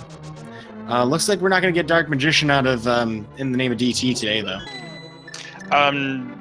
Not necessarily, as I believe the Dark Magician will actually do the Stalfos room first, then mirror and check left side or right side. So potential still. We're hoping for his sake, but looks like Hyphenated, I think, had a 3 cycle for his Aghanim 2, which is a very good fight. Yes, yeah, very quick.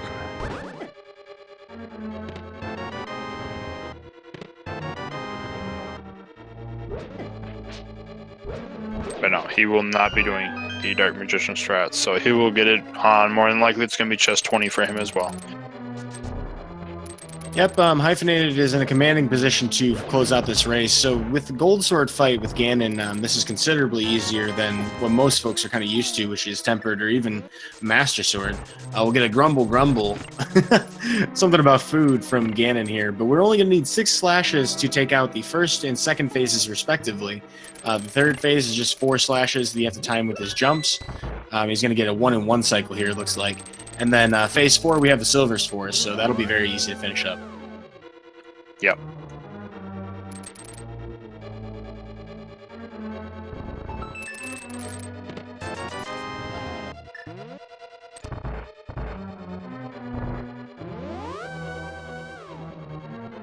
Yeah, and if you're not aware, the Grumble is actually a shout out to Zelda 1.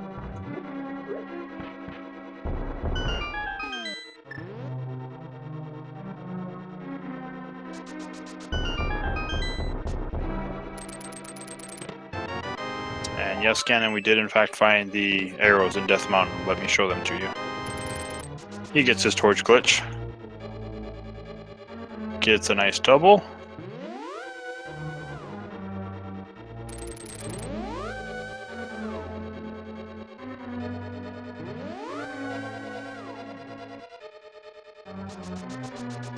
And with that final arrow, it looks like Hyphenated will end up being the victor of this match.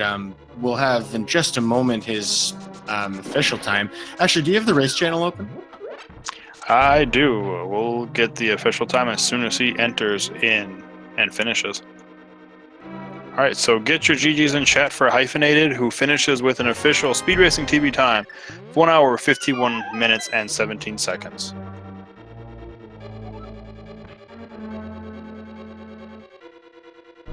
All right, and we see him in the ready room, probably just doing a quick mic check with our setup helper.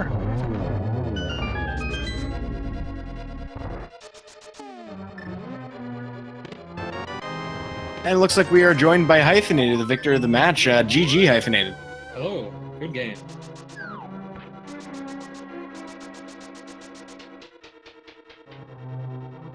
So how do you feel about the seed? Well, there were a couple of things that were out of my way to get, but pretty okay overall. I played like 2 worse seeds yesterday. There was that flute in Eastern. I avoided Eastern early just because the way I started out sort of went that way, and then I was like, okay, well, I guess I'm betting against Eastern, so I'll go there at the last reasonable time. And then I went there and had the flute. But that wasn't too bad. It sure seemed like the two of you, did most of your divergences along the same kind of, sections of the game, say like Sphere 1, Sphere 2 of the logic. But after you guys had the opportunity to go to Swamp Palace with that hammer and Pod, the decisions to go there, that's where we started really seeing divergences. Have you had a chance to pop open the race feed to see where DT's at right now? I haven't done that yet. I'll do it now. Well, he is in Ganon's tower at this moment. He just got his big key.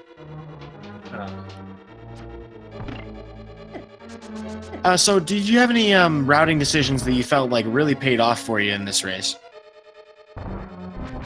I'm not sure. As I was doing them, I felt like a lot of my routing decisions were kind of bad. Like, I did a lot of stuff in the Dark Village, kind of walking back and forth a lot, because I didn't get to do it all at once, and kind of regretted it, but I ended up winning, so I don't know if my routing got me lucky or what. One thing that we did see that was different, you'll probably get a chance to notice on DT's screen, is that he went through every single pendant. He was hoping for that pedestal to end up having a progression item. Care to hazard a guess as to what it was? Probably garbage. Big 20. That's the most likely one, right? Statistically speaking, yes. It was actually bombs this time around, but yeah, absolutely, it was completely worthless. DT ended up making a couple of decisions that were based on that, kind of having to hedge his bets since he had committed to grabbing some of those pendants. So it's interesting that both of you did grab the green pendant, and I believe the blue pendant as well. But you didn't finish up Tower of Hera, and that ended up being a pretty significant difference in time alongside some of the double dips. You only went into Ice Palace once because you did that after getting the bow. Or not the bow, the hammer. Right. I was thinking about Pen. Like, if I had done Swamp and the boss had a compass or something, I still would have killed him just in case of Pen. But I wasn't going to, go to dungeons to do them for their crystals, or to do them for their pendants, unless I had another good reason.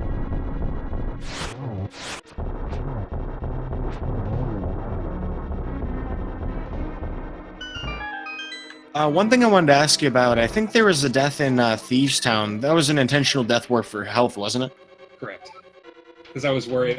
My plan was to get just the first 4 chests, and if I got, popped in the middle of doing that, I would have lost more time than just dying once. Maybe a little conservative, but that's what I think. Well, I'll tell you, the way this race started was a wild ride. I believe you got an 8 bomb drop early on in Escape, was that right? Yes. Oh, did D2 not get that? Well, he had to fight a little bit harder for his bomb drop.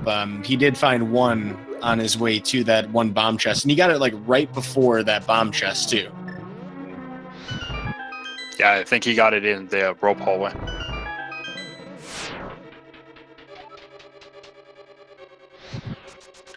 For being a fire rod seed, it didn't seem like we had to use the fire rod that much, did we?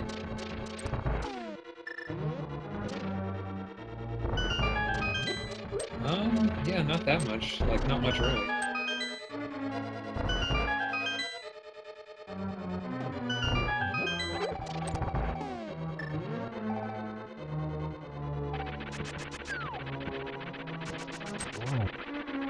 Well, so kind of just to tie back to where we are with In the Name of DT and his run right now, he has just finished up Moldorm 2. He's on his way to Aghanim 2 as well. So looking at the overall spread between the 2 runners, he didn't even check the Big 20 chest either. But so I do have to ask an important question because chat's gonna lynch me if I don't. What happened with that bird toss? You have no love for Walrus Prime and having a big day? Correct. I don't do any of that. No swag. Anything that costs time. Any amount of time. I won't do it. I was almost hoping after we got that early swag net that somebody would bust it out for Aghanim 2, but it doesn't look like DT's going to pull that off either.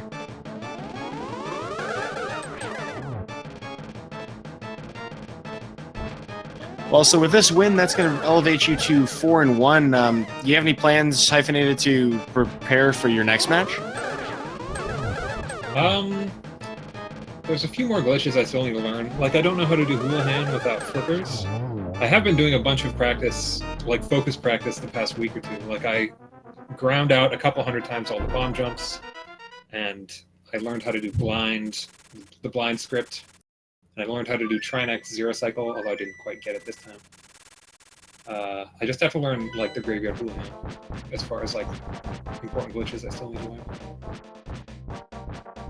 Have you ever done the water walk for East Dark World? Because that's a really important one to know. Yeah, that's true. I've water walked twice. I need to practice it out so that I can do it reliably. Well, with that, it looks like DT is dropping into the Ganon fight. Just like Hyphenated's fight, this should be very easy to do. He's just going to have to get 6 slashes for each of these first 2 phases, 4 for the third, and then some quick arrows. So with this, In the Name of DT will drop to 3-2. That still puts him in the on the bubble, so to speak, for the tournament. There is a chance that the 2 of you will end up potentially meeting each other in the brackets if all works out. I think that both of you are obviously higher caliber runners to both pull off a sub-2 hour with the craziness that was this routing, and we'll probably talk more about that as we get DT in here for an interview. But so with that, I believe we have a very long second week or 2-week round coming up next week, if I'm correct about that.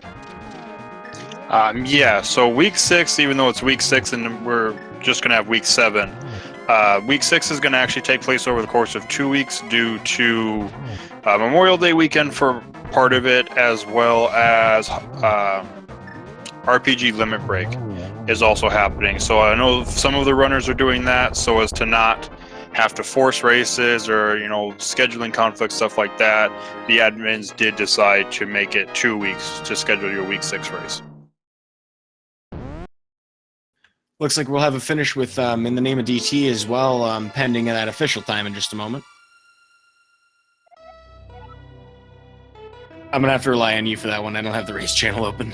Yep, so DT does finish with an official speed racing TV time, 1 hour, 59 minutes, and 26 seconds. So just gets the sub 2 hour.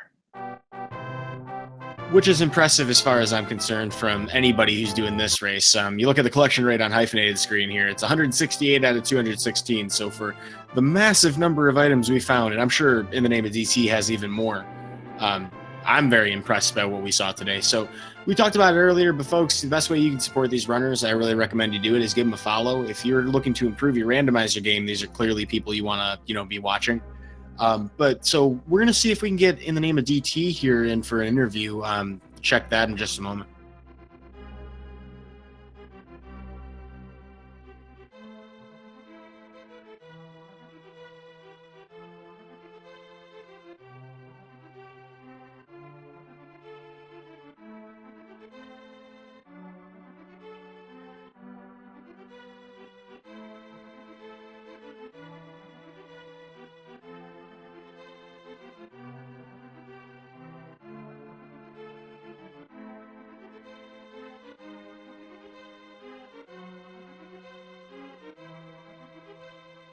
I'm just checking with DT if he's all right with the interview, waiting to hear from him. We are getting some discussion in chat about doing Houlihan Room when you have various configurations of equipment, flippers or not. There is one way that you can do it with a bomb. You can bomb yourself into the hole. It's kind of weird, but the way just to kind of give an explanation of what Houlihan Room is all about. It's basically like the error resolution room. So if the game has some trouble figuring out what Link's correct X and Y coordinate pixels are supposed to be based on the camera and based on, where he's supposed to be placed on the screen, dropping into a hole will then put you in the Houlihan Room when it doesn't know which room it's supposed to put Link into based on its position. So there's lots of different ways to trigger it. I'm not 100% certain what the best way to do it with flippers would be. But you can definitely do it in a lot of different ways.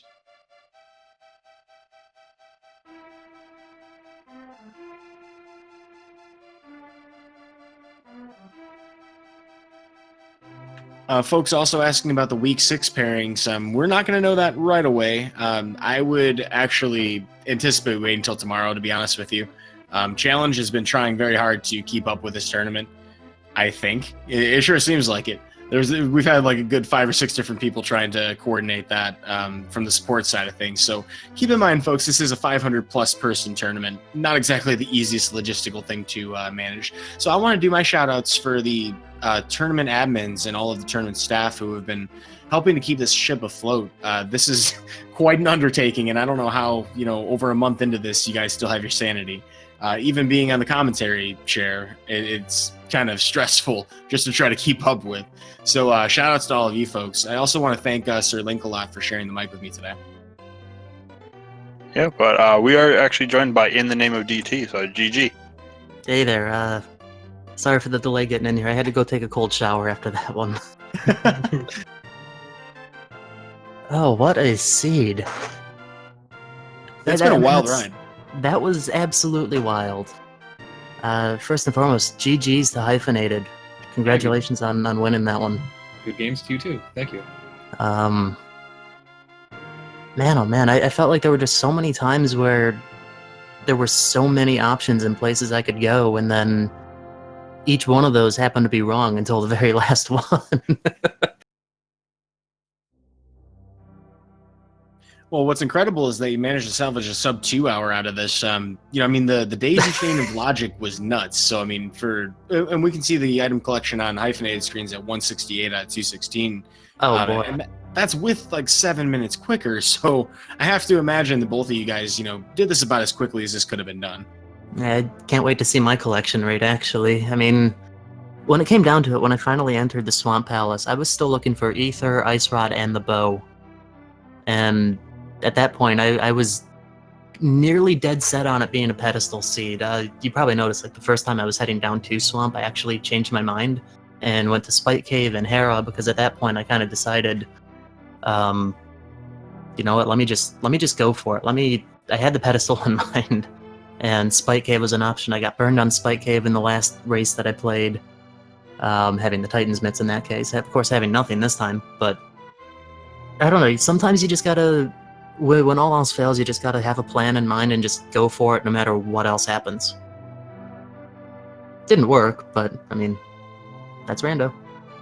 And we have found that more often than not, people who don't follow through on their plays tend to lose races by quite a lot more than we saw the gap today. Like, I mean, this is, simply a couple of different decisions, but if you had not completed, say some of these dungeons that had some of the items, if you had left Misery Mire, for example, thinking, hey, I got to have that bow for whatever reason, that would have been much more costly. So it just goes to show that, that wasn't a very big difference in time between the two of you for having finished up these dungeons.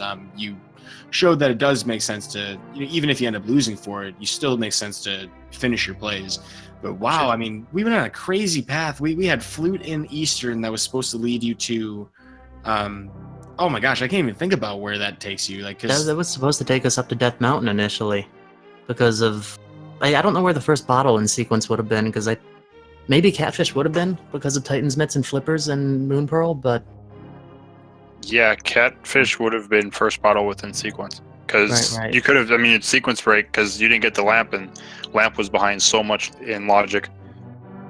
that's true. So yeah, Hookshot from Sick Kid then, to have the Flute from Eastern would have been the way to go in this one. That's where it wanted you to go. Yeah, and with all the darkroom knowledge that both of you have, it ended up being a little irrelevant when we ended up getting it, but it's just crazy to think about how much different this would have played out and how much longer it would have taken For sure. if we were forced to follow that progression. The interesting thing is that I knew that I was getting down on those last couple of locations and the lamp was going to be there, but because every other place that needed to be completed had a dark room. So no, the lamp isn't something that I need personally, and I was actually kind of looking forward to doing Misery Mire lampless if I had found the bow earlier, because that's actually, for some reason, a fun one for me, but at that point, just whatever, I'll take it. Was there a point that you felt like, I mean, because obviously you did commit to the pedestal play, when do you think it was in your mind that you had settled completely on doing that? I was going to do it immediately after Swamp. I was running through in my mind, like, if I find each of these items that I'm still missing, what am I going to do? If I had found the Ice Rod in Swamp, obviously I still can't get into Turtle Rock, so we're going to go pull the ped. If I find the bow, then that means, I don't know, either the lantern is on the pedestal or somewhere in pod. Either way, we're going to go pull the ped.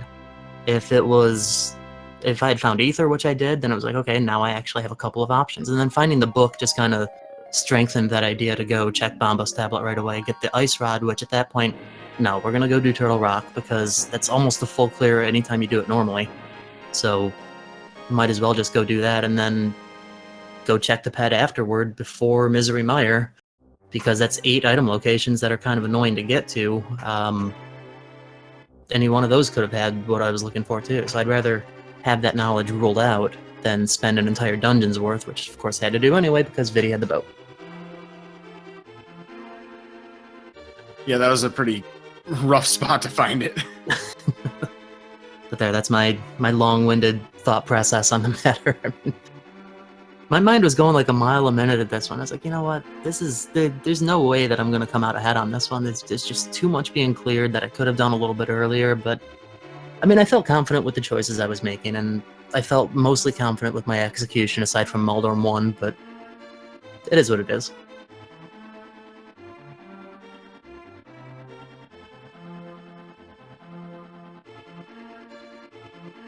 Well, so that's about everything I can think of to ask about this. I mean, we kind of covered the logic of the seed. We didn't have any, crazy, like boss fights that went south or north one way or the other.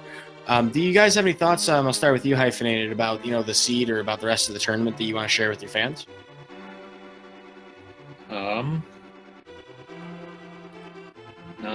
Not really. Good luck to everyone. Hope everyone enjoys the rest of the tournament. I definitely know I'll be looking forward to commentating more matches, and hopefully matches from both of you guys, because in my opinion, I think both of you are going to make a bracket run here. Very clearly put on a great display for us today. I'll extend the floor to you as well in the name of DT. Do you have any particular remarks you want to share with your fans? Not specifically. I'm going to need to take another cold shower, I think. But Hyphenated, GG, congratulations again. Go get that 5th win next week and make it into brackets for me, all right? I'll do my best. I like the sound of that. Well, folks, they put on a great show for us today. Obviously, follow the runners, as we mentioned before. You also want to make sure you catch the rest of the tournament on all of the Speed Gaming channels, Speed Gaming 1 through 6. We're on Speed Gaming 3 here right now. You can also find more of the tournament on a Link to the Past Randomizer 1 through 4. I think that's about covering everything we got for this broadcast, and this is actually the last match of the week, so you'll need to stay tuned to catch the schedule starting tomorrow. At some point tomorrow, we'll have had the time to basically coordinate everything we can for getting all of the Monday matches started. It's going to be a 2-week cycle for this next round of the Swiss bracket. So stay tuned on that one. We're probably going to get a lot more of those matches restreamed thanks to the longer amount of time available to us. Then again, though, a lot of folks will be at RPG Limit Break. So stay tuned. We're going to try and get as much of it as we can. That's about it for me. I think we should probably wrap it up. Anything else you want to share with the fans out there, Sir Linkalot? No, just, shout outs. Everybody working behind the scenes, like you said before, our tracker, Oddwall's definitely doing a good job keeping us in line with what the runners had at any given point in time. And then, thank you for co-commentating this, and both to Hyphenated and In the Name of DT for putting on a good show for everybody. Definitely want to echo those sentiments. Appreciate you sharing the mic with me, and then, of course, Oddwalls for our tracking. Thanks to everybody at Speed Gaming. I think we'll sign off with that. I've been Uday Monistic, and today I've been joined by Sir Linkalot 777. And, folks, we'll see you next mission.